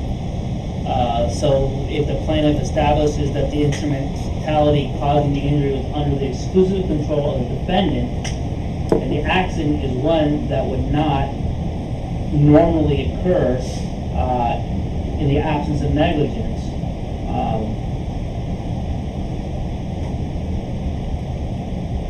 So she has no way of proving what he did or didn't do in terms of whether or not he inspected or not. so are they allowing or are they favoring, invoking, res ipsa and? Yes, they are. Okay. So does the doctrine of res ipsa Corp provide an injured plaintiff with an inference of negligence where direct proof is not available? Yeah. So they basically added the idea of if the defendant has no way of proving one way or the other what happened, then the plaintiff has to prove it. So they can invoke the doctrine. It was under his control. They're establishing that it is a kind of incident that wouldn't occur without negligence, and there's no way to prove it, so, or for the plaintiff to figure it out, so the defendant has to prove it. Okay. The plaintiff is not required to eliminate with certainty all of their possible causes or inferences. All that is required is evidence from which a reasonable person can say that on the whole it is more likely that there was negligence associated with the cause of the event than there was not. Okay?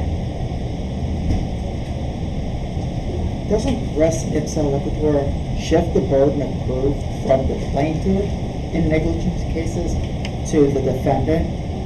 They should have had a duty to act, to inspect.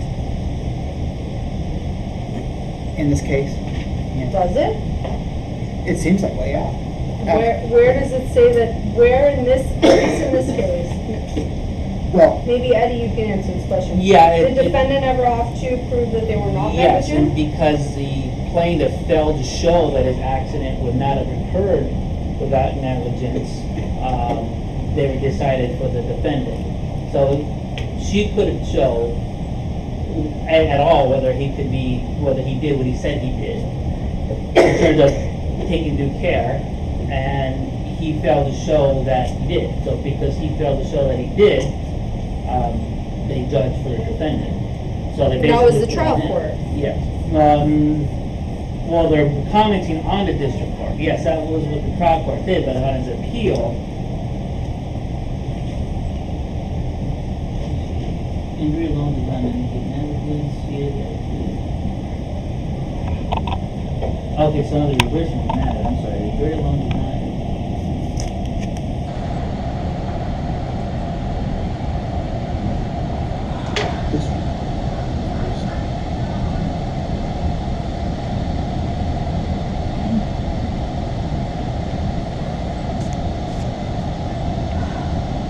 Plaintiff's job is to establish that there was control by the defendant and has to relate the harm to the defendant, okay?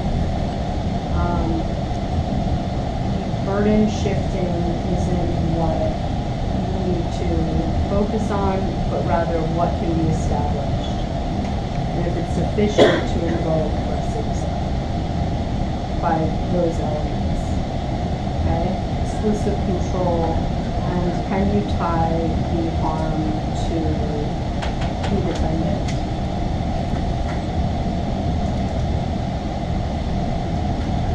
Okay, so now, I apologize, I have more confused than I ever before.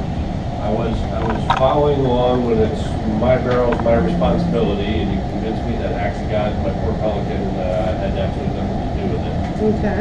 But here on 255, second line, the mere fact that an accident occurs does not support the application or res ipsa. That's correct. So, It's not sufficient, because, okay, let me see where you.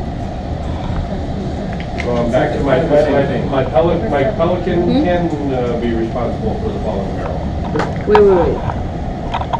The tire is kind of like the barrel because it was the truck driver's tire. And he conducted a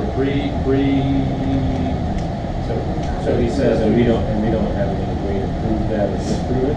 And then Hold on, no, you're it seems reading, like more likely. that's what the district court said. That's not what this court ultimately concluded. They're referencing what the other court's decision was, which they actually reversed. And in concluding that it was reversible error for the trial court to give the res ipsa instruction, the second district determined that McDougald failed to prove that this accident would not, in the ordinary course of events, have occurred without negligence by the defendants. The court explained that, quote, the mere fact that an accident occurs does not support the application of the doctrine. In support of the second district's conclusion, respondents cite to Byrne's elevator. Or is it the inspection But was look- most likely incomplete? So look a little bit further down, look at 256, So I found where it says furthermore, we do not agree with the second district, that McDougald failed to establish this element because other possible explanations exist. Such speculation does not defeat the applicability of the doctrine of res ipsa. The plaintiff is not required to eliminate. Just repeat over again. Accordingly, we quash the decision below and remand this case with directions that the district court reinstate the trial court's judgment and does respondent's liability. Does that make any more sense? They're saying you're wrong. So are you still confused? No, you're not. Also, Are you confused? What are you confused about? That's it, the way I think I understand. Go for it. Okay. Of the many possible ways that the tire could have come off, the most likely is that you missed something on the inspection. Therefore, negligence is the most likely cause of it, which means it could have been, could be no aggressive Ipsa Loquitur, because it's the most likely. Who do we have to sell that to? Judge? Yeah, the fact finder. Whoever the fact finder is. The fact finder could say no, and Correct. then we move on, but it's a short no if we have a most likely cause, right? Correct. If we have even if other causes, possible causes exist. You don't have to eliminate all possibilities. That's what we care Here, the about. most likely one is that we missed a bolt or something on the inspection, and that was most likely the cause of the tire. Therefore, that's a Loquitur, setback, it's an universal setback. Yeah, it's again, it's all, everything is within reason, okay? And helps use the facts to guide you, make the inference, okay? If I can really quick, so my understanding here on what had happened is that the court is still saying, and still said, that she doesn't have to have direct proof that he had, and that was being ruled adopted. You don't have to have direct proof that he was negligent, but we're still remanding because she still has at least present some evidence that the occurrence was more likely than not because of negligence. Correct. And that's why they're remanded, because the trial court said, oh, just because it happened, rep ipsa. And they're saying, no, she has to present some evidence, but not direct proof. I think it came down to that the court was misreading a prior case regarding this. This is on page 255, paragraph, the second full paragraph. Okay.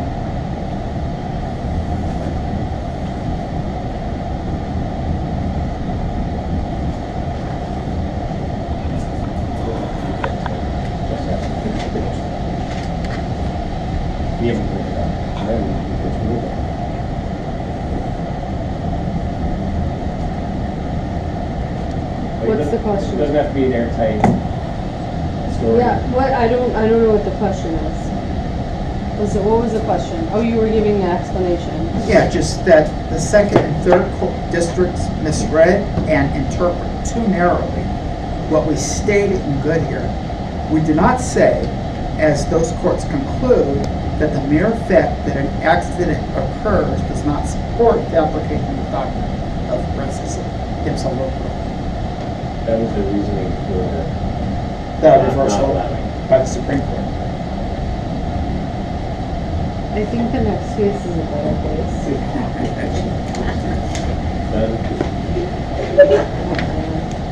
I'm gonna Ipsa it out for that one.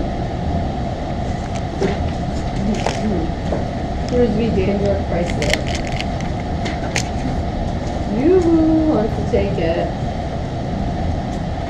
Minivan owner was cleaning the inside of his minivan when both front airbags suddenly deployed. Why was he cleaning his minivan? That's what I want to know. That's suspicious. When suddenly the front airbags deployed and injured him. That's like a horrible Saturday, right? You're like cleaning your minivan. Yeah. Who has a minivan? Who's a minivan? Okay.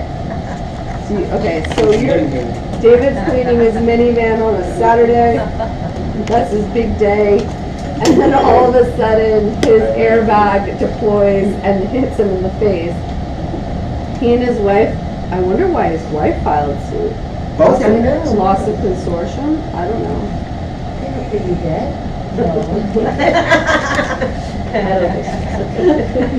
Was it the car? Well, why didn't he do it himself? Why didn't his wife do it?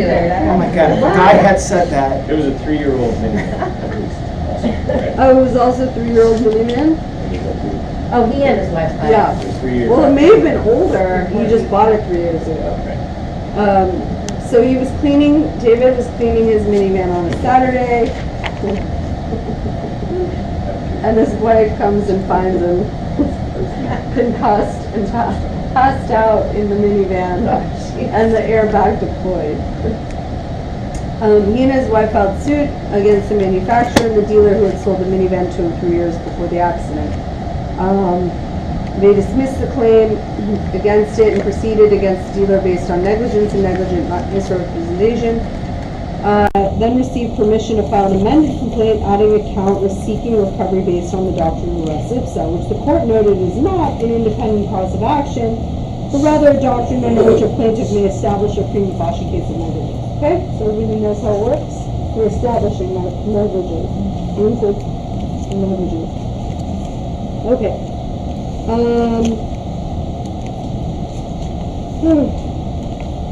So just because res ipsa does not apply, it's not negligence, you just have to prevent negligence. Yeah, you can't, okay, exactly. Okay, so the issue, what are the defects in this case?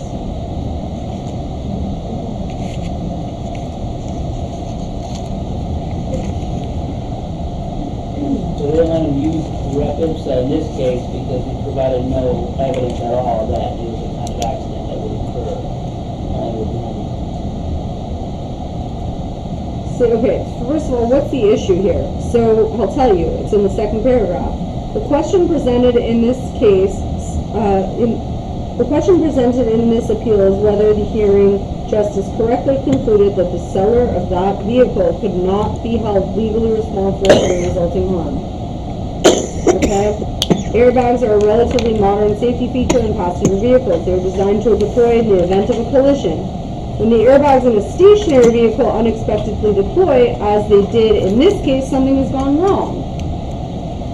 Okay? So there is a statement that would invoke the doctrine. Why would this doesn't occur ordinarily, okay? Your airbags don't just deploy when your car is being cleaned and stationary.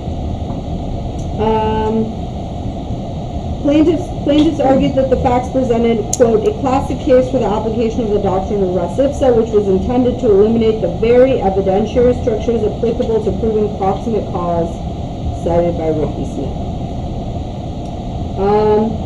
Then it goes on to say, bottom of 262, the four elements of negligence are, quote, a legally cognizable duty owed by a defendant to a plaintiff, a breach of that duty, approximate causation between the conduct and the resulting injury, and the actual loss or damage. Because plaintiffs lack direct proof of Ricky Smith's negligence, they have, is that time to go? Yeah. They have attempted to make out a prima facie negligence claim through the doctrine of res ipsa. This doctrine, quote, and this is what you should be highlighting, establishes inferential evidence of a defendant's negligence and casts upon a defendant the burden of proving, the burden of rebutting the same to the satisfaction of the jury. Before addressing whether the hearing justice erred in finding the plaintiffs could not maintain a negligence claim based on res ipsa, we first provide an overview of this doctrine. Okay.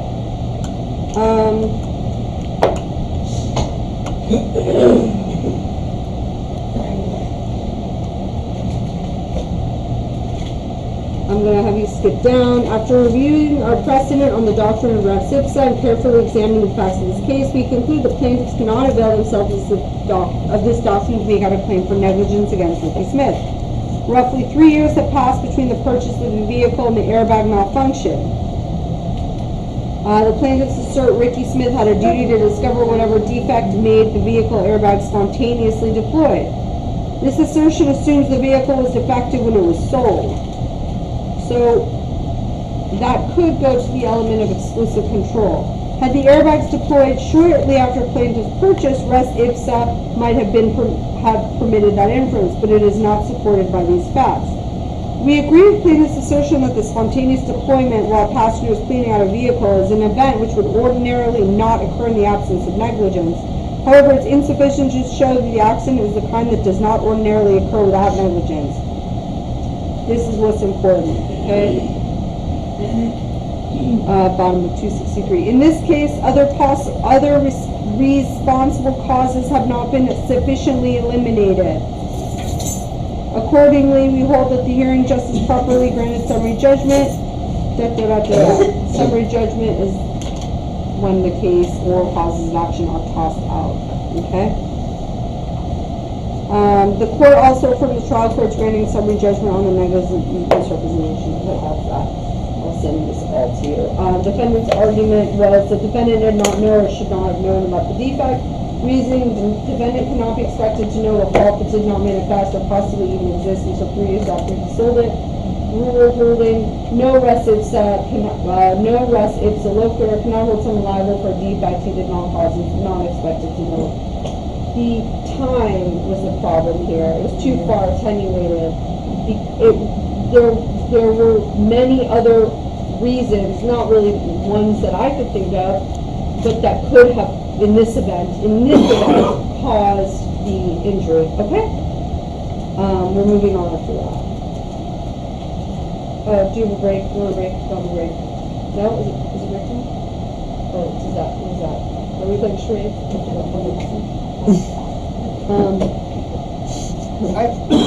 Just a side question. Side of what? About the airbags. Because DaimlerChrysler uses Takata airbags, could they have brought the case again against Takata for injury caused by airbags inflating for no reason? And it's not in here, but I know Takata made the airbags for DaimlerChrysler. They may have joined them. DaimlerChrysler could have joined them as indispensable parties. So we just don't see that in the caption. You'd have to look at was the under bankruptcy protection. No, what I'm saying is you may not be seeing all the. You'd have to look at the case. Maybe potentially they were joined as parties. Okay. You may not be getting all of the. You know what I'm saying? Yeah. You may not. You'd have to look at the whole case. They may have been parties. In terms of the time though, even let's say presuming they did, Rep Ipsa might be denied because of the passage of time again. So let's say Yeah, that. because that would make other possibilities real possibilities, as opposed to really far attenuated possibilities.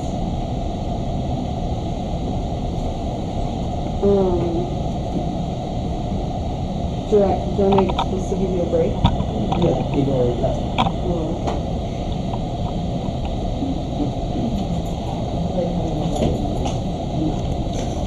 On like one of the most important ways, so I don't know what to say. I do not. Can we have an extra? Nobody can come 5:30 next week, can they? How many people? Okay. Who can come? I'm gonna email that to everybody. Can you? 5:30?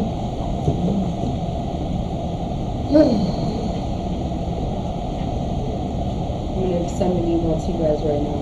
Oh, it's only 8:06. Torts. April 11th. So just come in next week at 5:30. I mean, I'm always here earlier than that anyway. Do you want me to here at 5:30? Because I can come here earlier than that, I'm pretty sure. Well, I'm sending out an email now. I'll see you next week. Bye.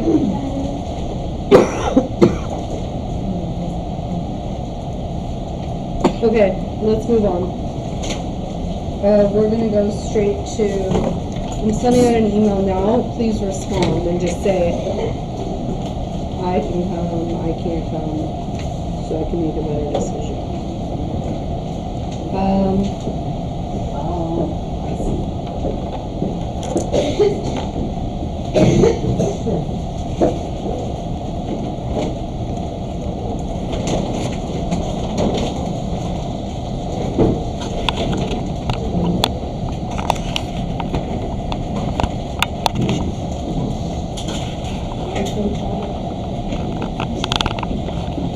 Alright. Causation. Perkins v. Texas. How many, show of hands, who could actually start next week, 5:30?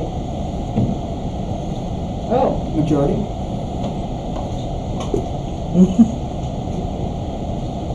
So that's 9 of you. Denise, would you be able to start 5:30 next week? Okay. 10, okay, so I just need a couple more. Alright, so,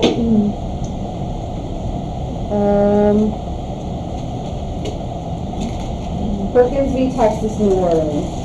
We're going on to causation, okay? So, what do we know about causation so far? Causation is essentially but for, and there's a lot of but for. What do you, it's not essentially anything, because it's two.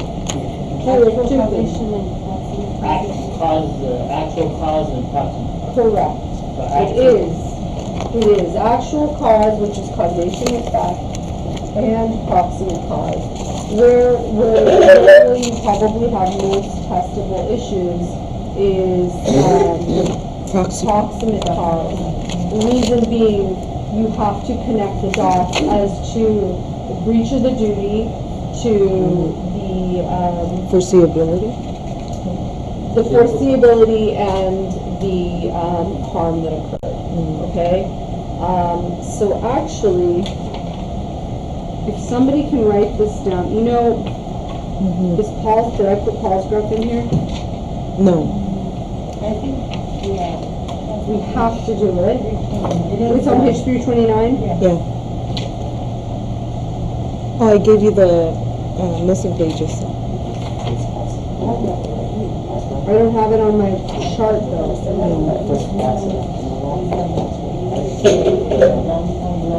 You gave me the missing pages? Yes, ma'am. 300, I'm sorry. Yeah, 301, I think, all the way You to... printed them?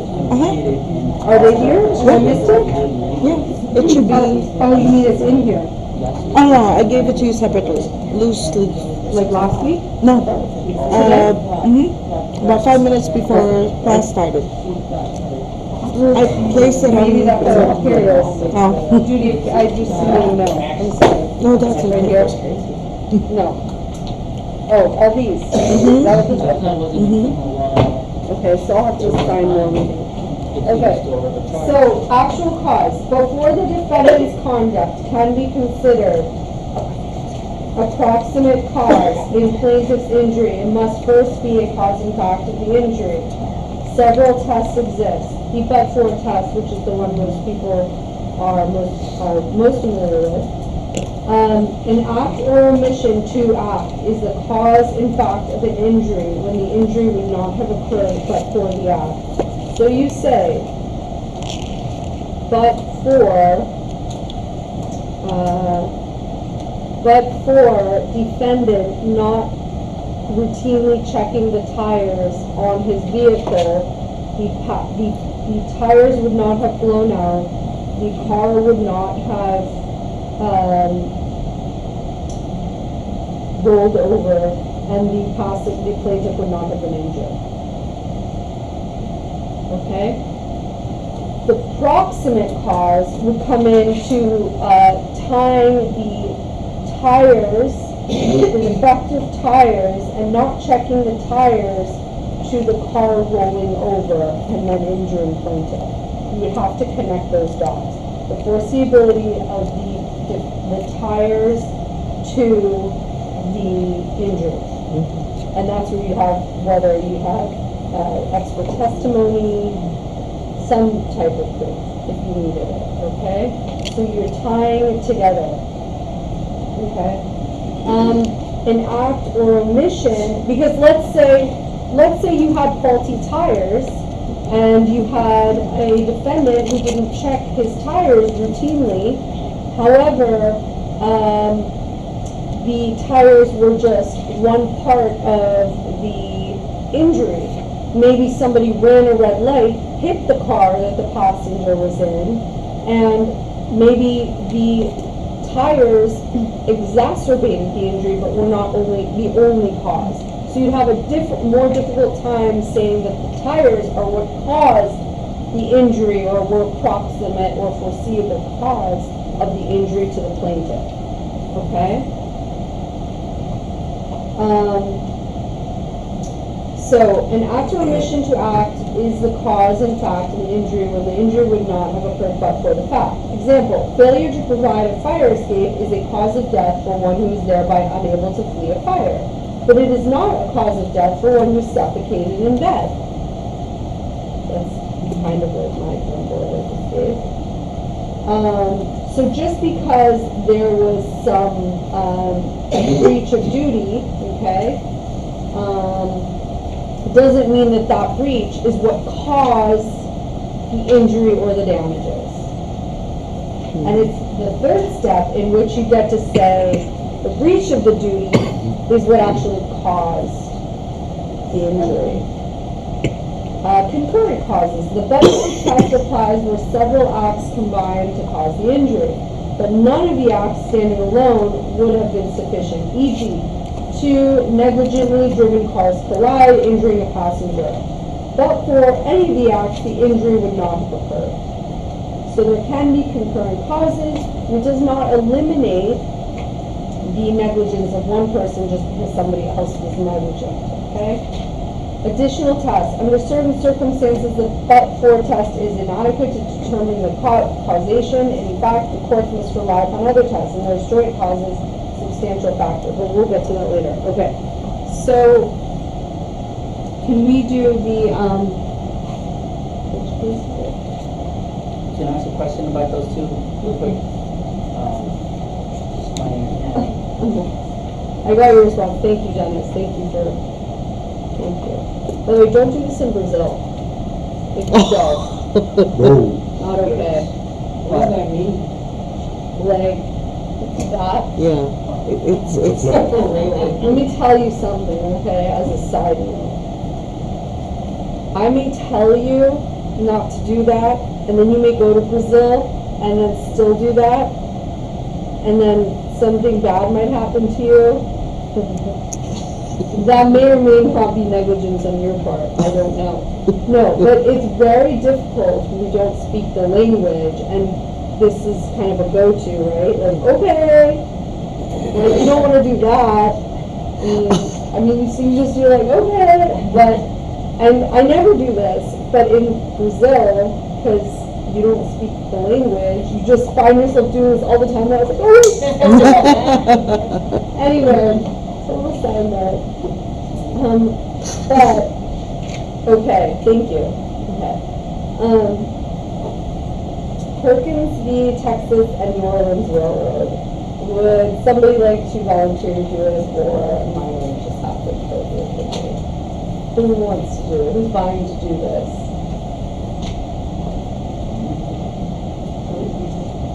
Perkins v. Texas.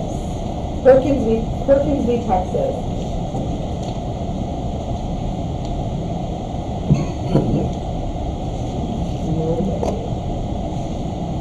I'm going to assign a few new cases this coming week also, okay? Because I realized, because I didn't have the pages, and now I do, for Paul's draft, for example, which, if you don't read that, I mean, you have to direct Paul's draft. You have to have that in your arsenal. Cannot let you read that. Okay, so the husband, yeah. No, let's just go read it. Yeah, I can make it short. So this is a tort action. There's a 67-year-old plaintiff, that's the widow, and there was a tragic accident. She's seeking damages for the death of her husband in the collision of an automobile, which he was riding with the train of the defendant. Railroad, which is the Texas and New Orleans Railroad. So it gave rise to litigation that occurred, and the biggest issue here is, let me go to the next page.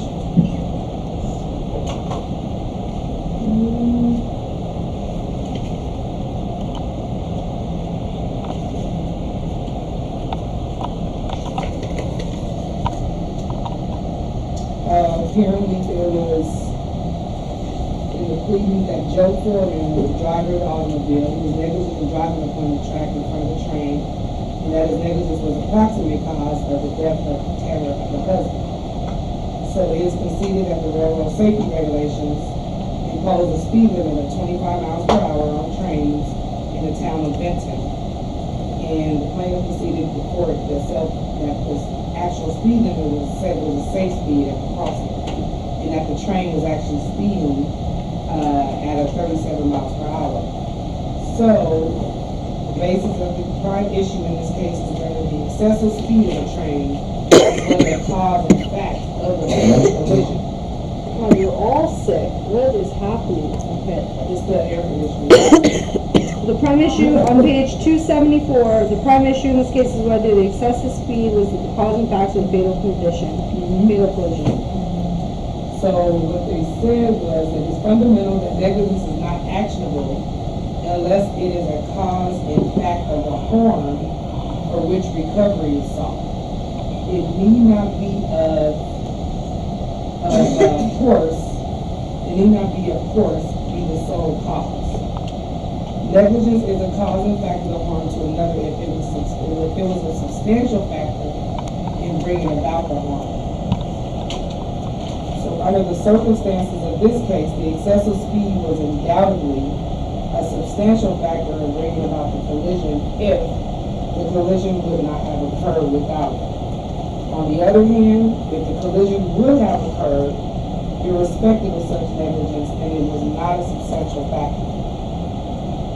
In the instant case, the train engineer testified, I don't think that's relevant, that he would, at a speed of 25 miles per hour, he would have been unable, to stop the train in time to avoid the accident.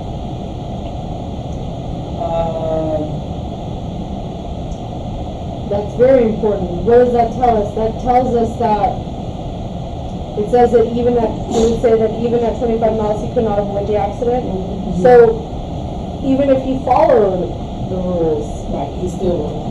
Right. So was he a substantial factor? I mean, he didn't go on the speed limit. he would have Because been the, there.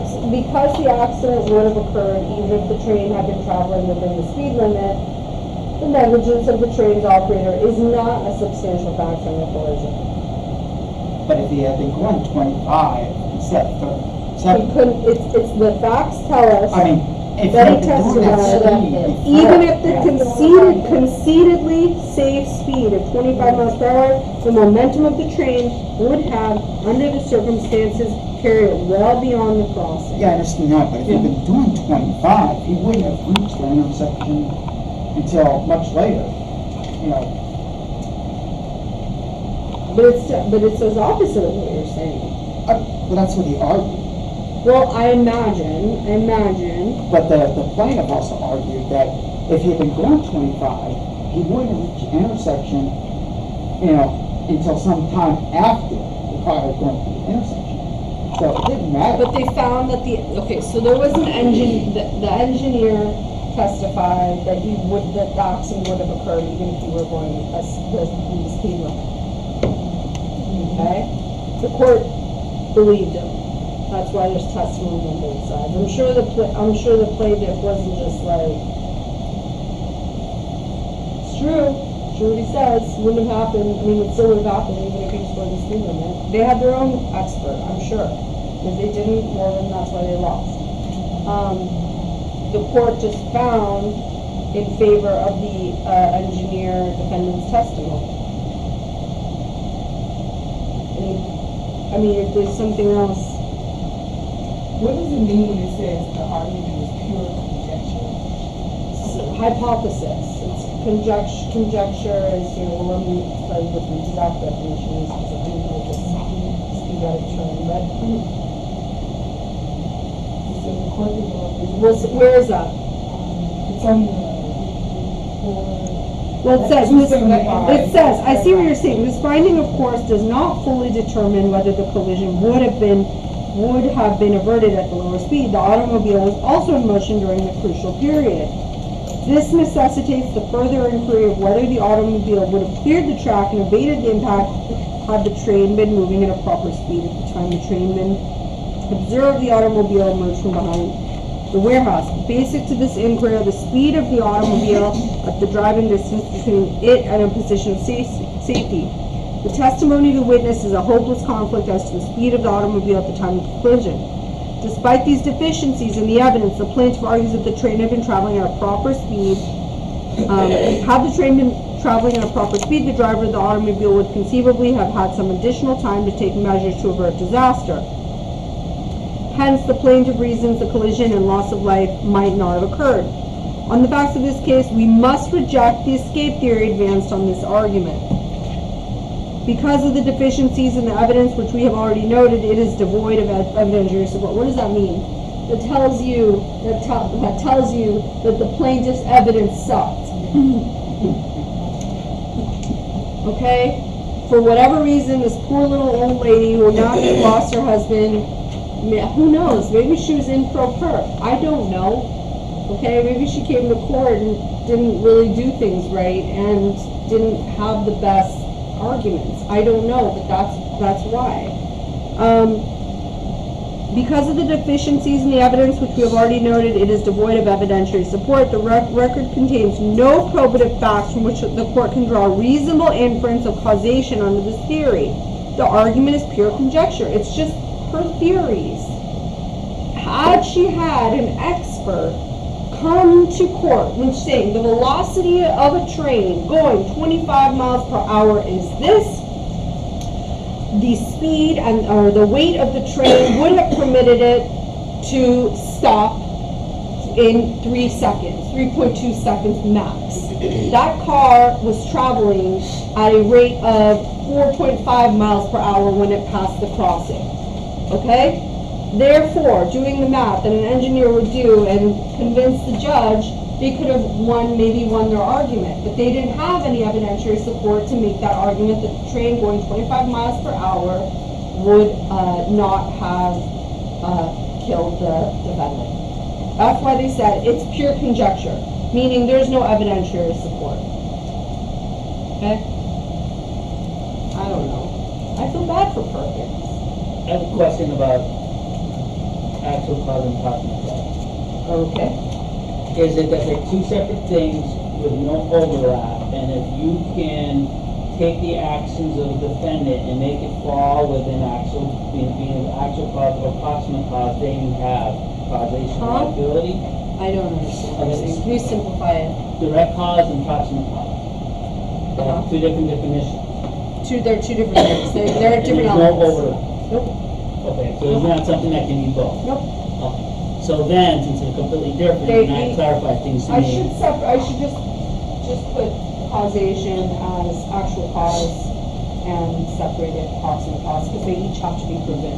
You can have but for, that's easy, done, check. Then you go to proximate cause, it fails, your Okay, argument's so you have to done. have both. You have, okay. It's not an or. And a lot of times you'll have one and not the other, and then it fails, negligence fails, if you don't have both. Okay?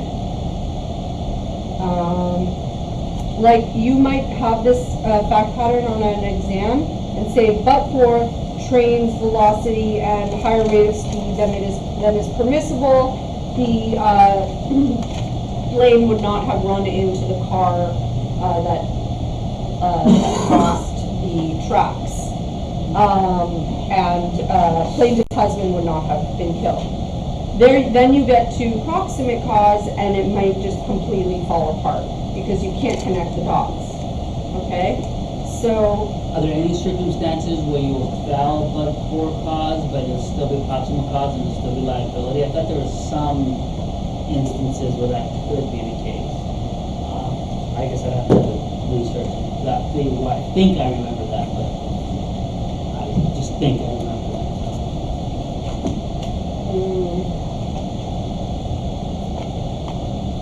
where but for fails, But you still have proximate and you still have liability. There are circumstances where you yes, say for that. example, well, first of all, if it fails but for, then you have to go to your alternate, which we just kind of talked about in this case.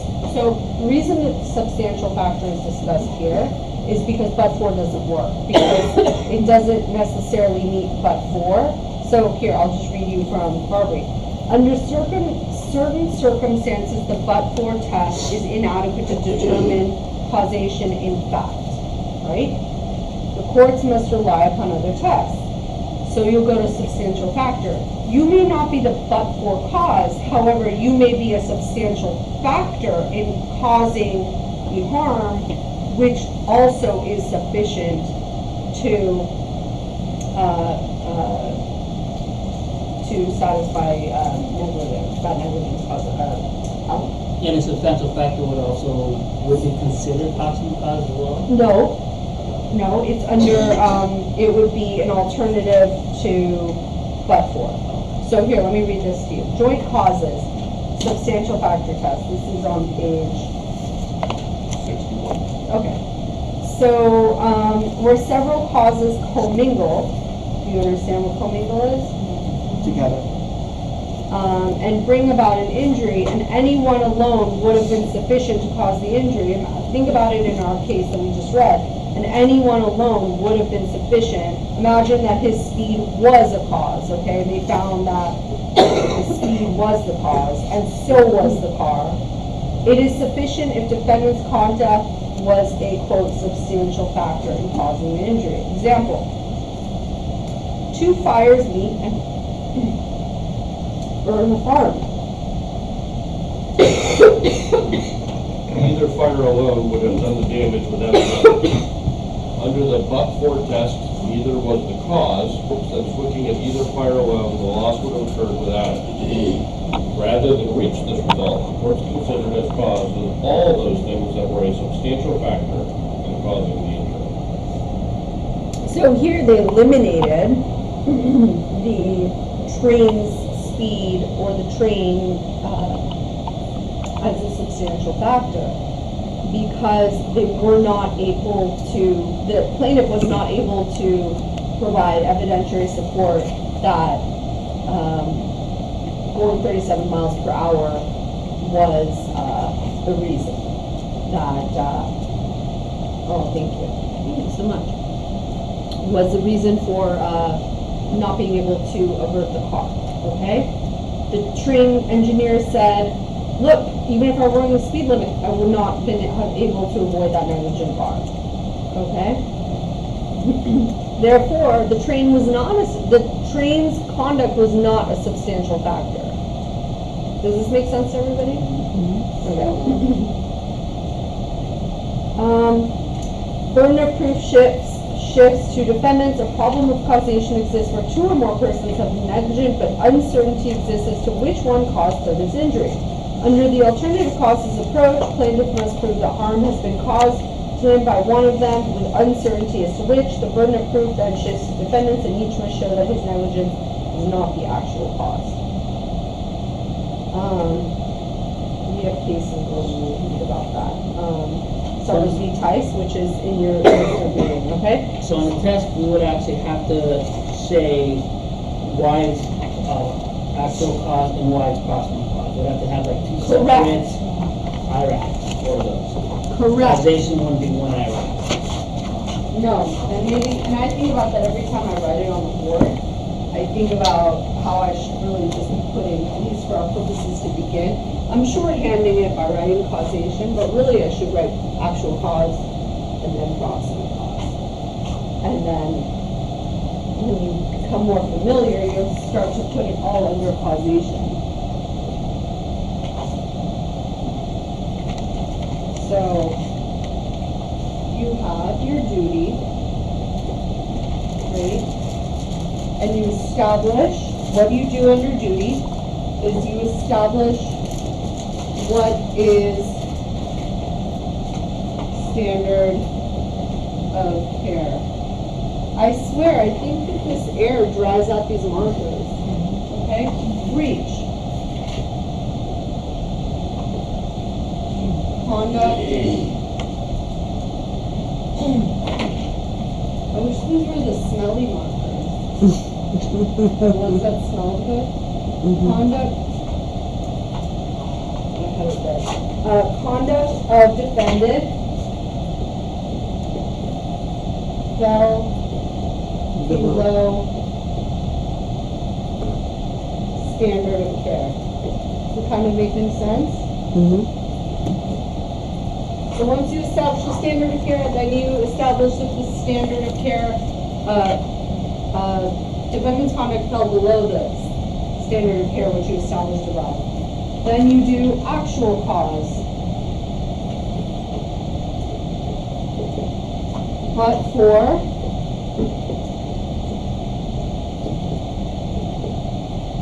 or substantial factor.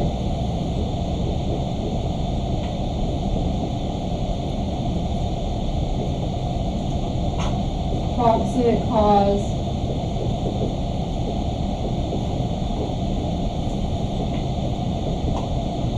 foreseeability,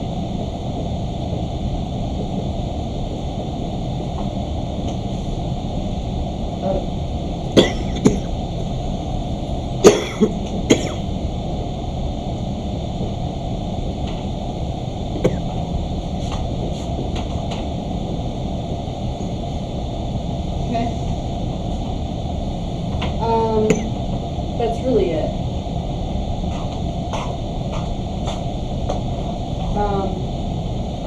Does anybody have questions on that basic stuff? No? Okay.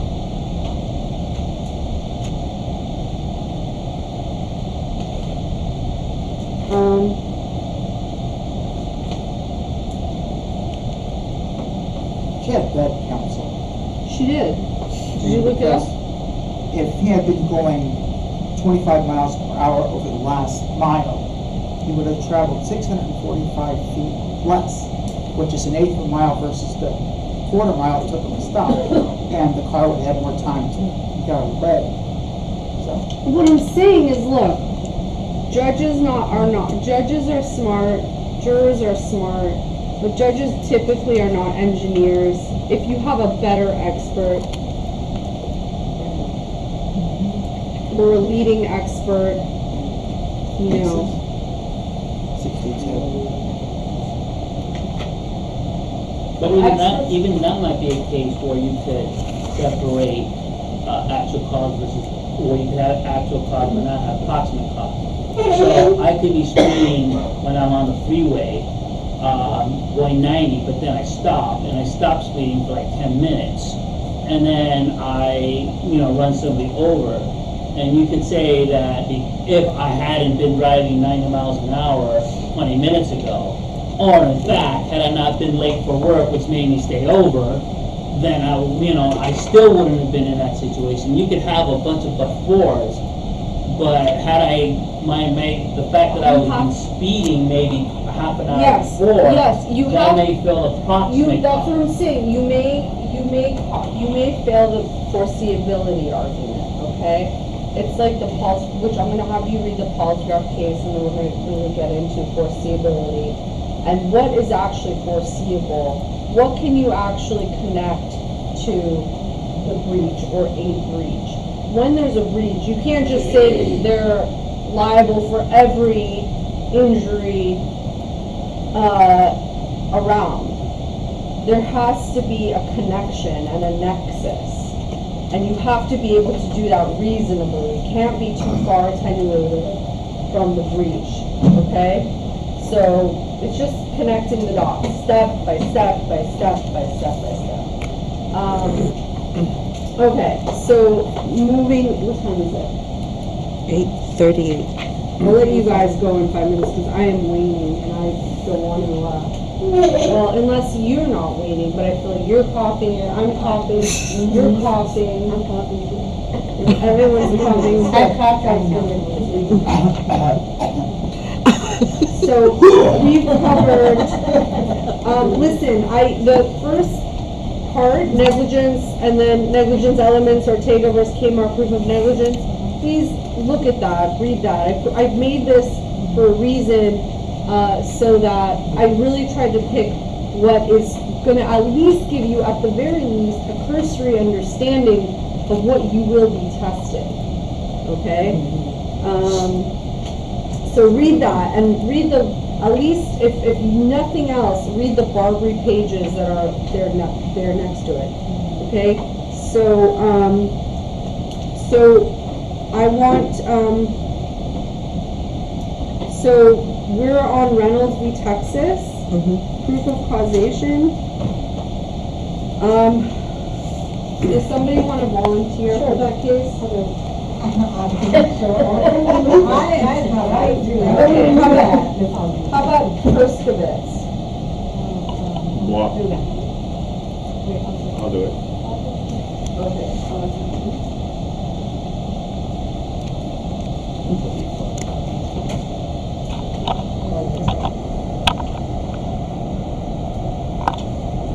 You guys are going to take different sides, okay? Gilbert versus medical. Gilbert medical versus Merrill Dow. That's a big one. Who wants to take it? Okay. Hill versus Edmonds. Concurrent causes. Somebody doesn't care. Okay, Summers. You're also going to do Summers v. Tice. Okay. Did someone take that care of the Edmund? Huh? Did someone take care of the Edmund, the Byrne ones? Yes, Jeff did. Okay, I'm gonna, since I have to look at the duty, I have to look, but I want you to write down, do you have an index? Unforeseeable consequences. I have to look at these pages that I just now received, and I'm going to assign you new cases. But it's very important that you read and understand and have a good understanding of negligence, okay? Because if you don't understand it with me, you're going to have to learn it on your own, and it is very testable, okay? And if you can, do MBEs on this subject, on negligence. Try to do them between now and our next class. I know that I assigned you all homework for MBEs. I know nobody gave me not even one set. Homework in what? The MBEs? Oh, let me see. So this is exactly what I wanted. Was that the last So, class? MBEs, yeah. I was in here. So. Okay, so, see this? You did 1 through 12. 1, 2, 3, 4, 5 wrong. Great. And then you did second attempt. When was the second attempt? You got 3 wrong. Was it like the next day, 2 days later, 3 days later? So I time myself before time. If I try to do it fast, like without like time, 2 minutes only. but this is exactly what I want you to do. Okay? First try, second try. I found something online. 1, 2, 3, and then you didn't get any wrong. 1, 2, 3, 4, and then you only got 2 wrong. 1, 2, 3, 4, and then you only got 1 wrong. You're improving. Whatever way you cut it, you're improving. Yeah, me too, that's what I teach. Okay. She is colorist. I didn't use that. I'm not that fancy. So please, I'm telling you, if your learning will come from taking doing the questions, getting them wrong, reading the explanation, and then doing it again. I promise you, I can only teach you so much and be so emphatic and give you the learning. Did you learn anything? I did too. If somebody had begged me to just do that at the beginning, I would have been so much. Your understanding is so much deeper. You know.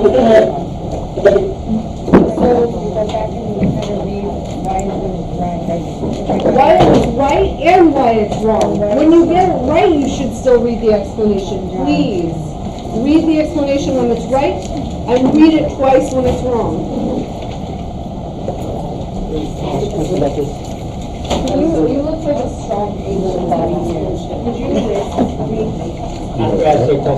Yeah, sure. So, Yeah, you guys are both gonna do it. for some reason, Yeah. what I've read, Yes. it seems that we're probably wrong. Yes. Even though these are 2 separate things, this one's the only one that really matters, because you can't have this, have that.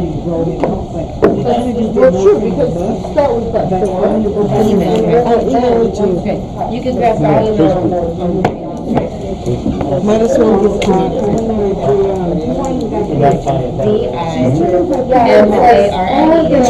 67@gmail.com. DaimlerChrysler? Yeah, DIMARIE, yeah. Thank you. So when you talk about foreseeability. You said DIMARIE. Something extra, so it's this. 67. You said DRME 69? Get your driver's license 67. after you get your permit. That makes perfect sense. Perfect. Because everything is kind of like, all my confusion. Yeah, this is an order, a specific order. You don't start and random with causation. I don't know what happened to the stuff that I have. And maybe I need to make that more clear. Do I need to make that more clear? Well, that made it super clear.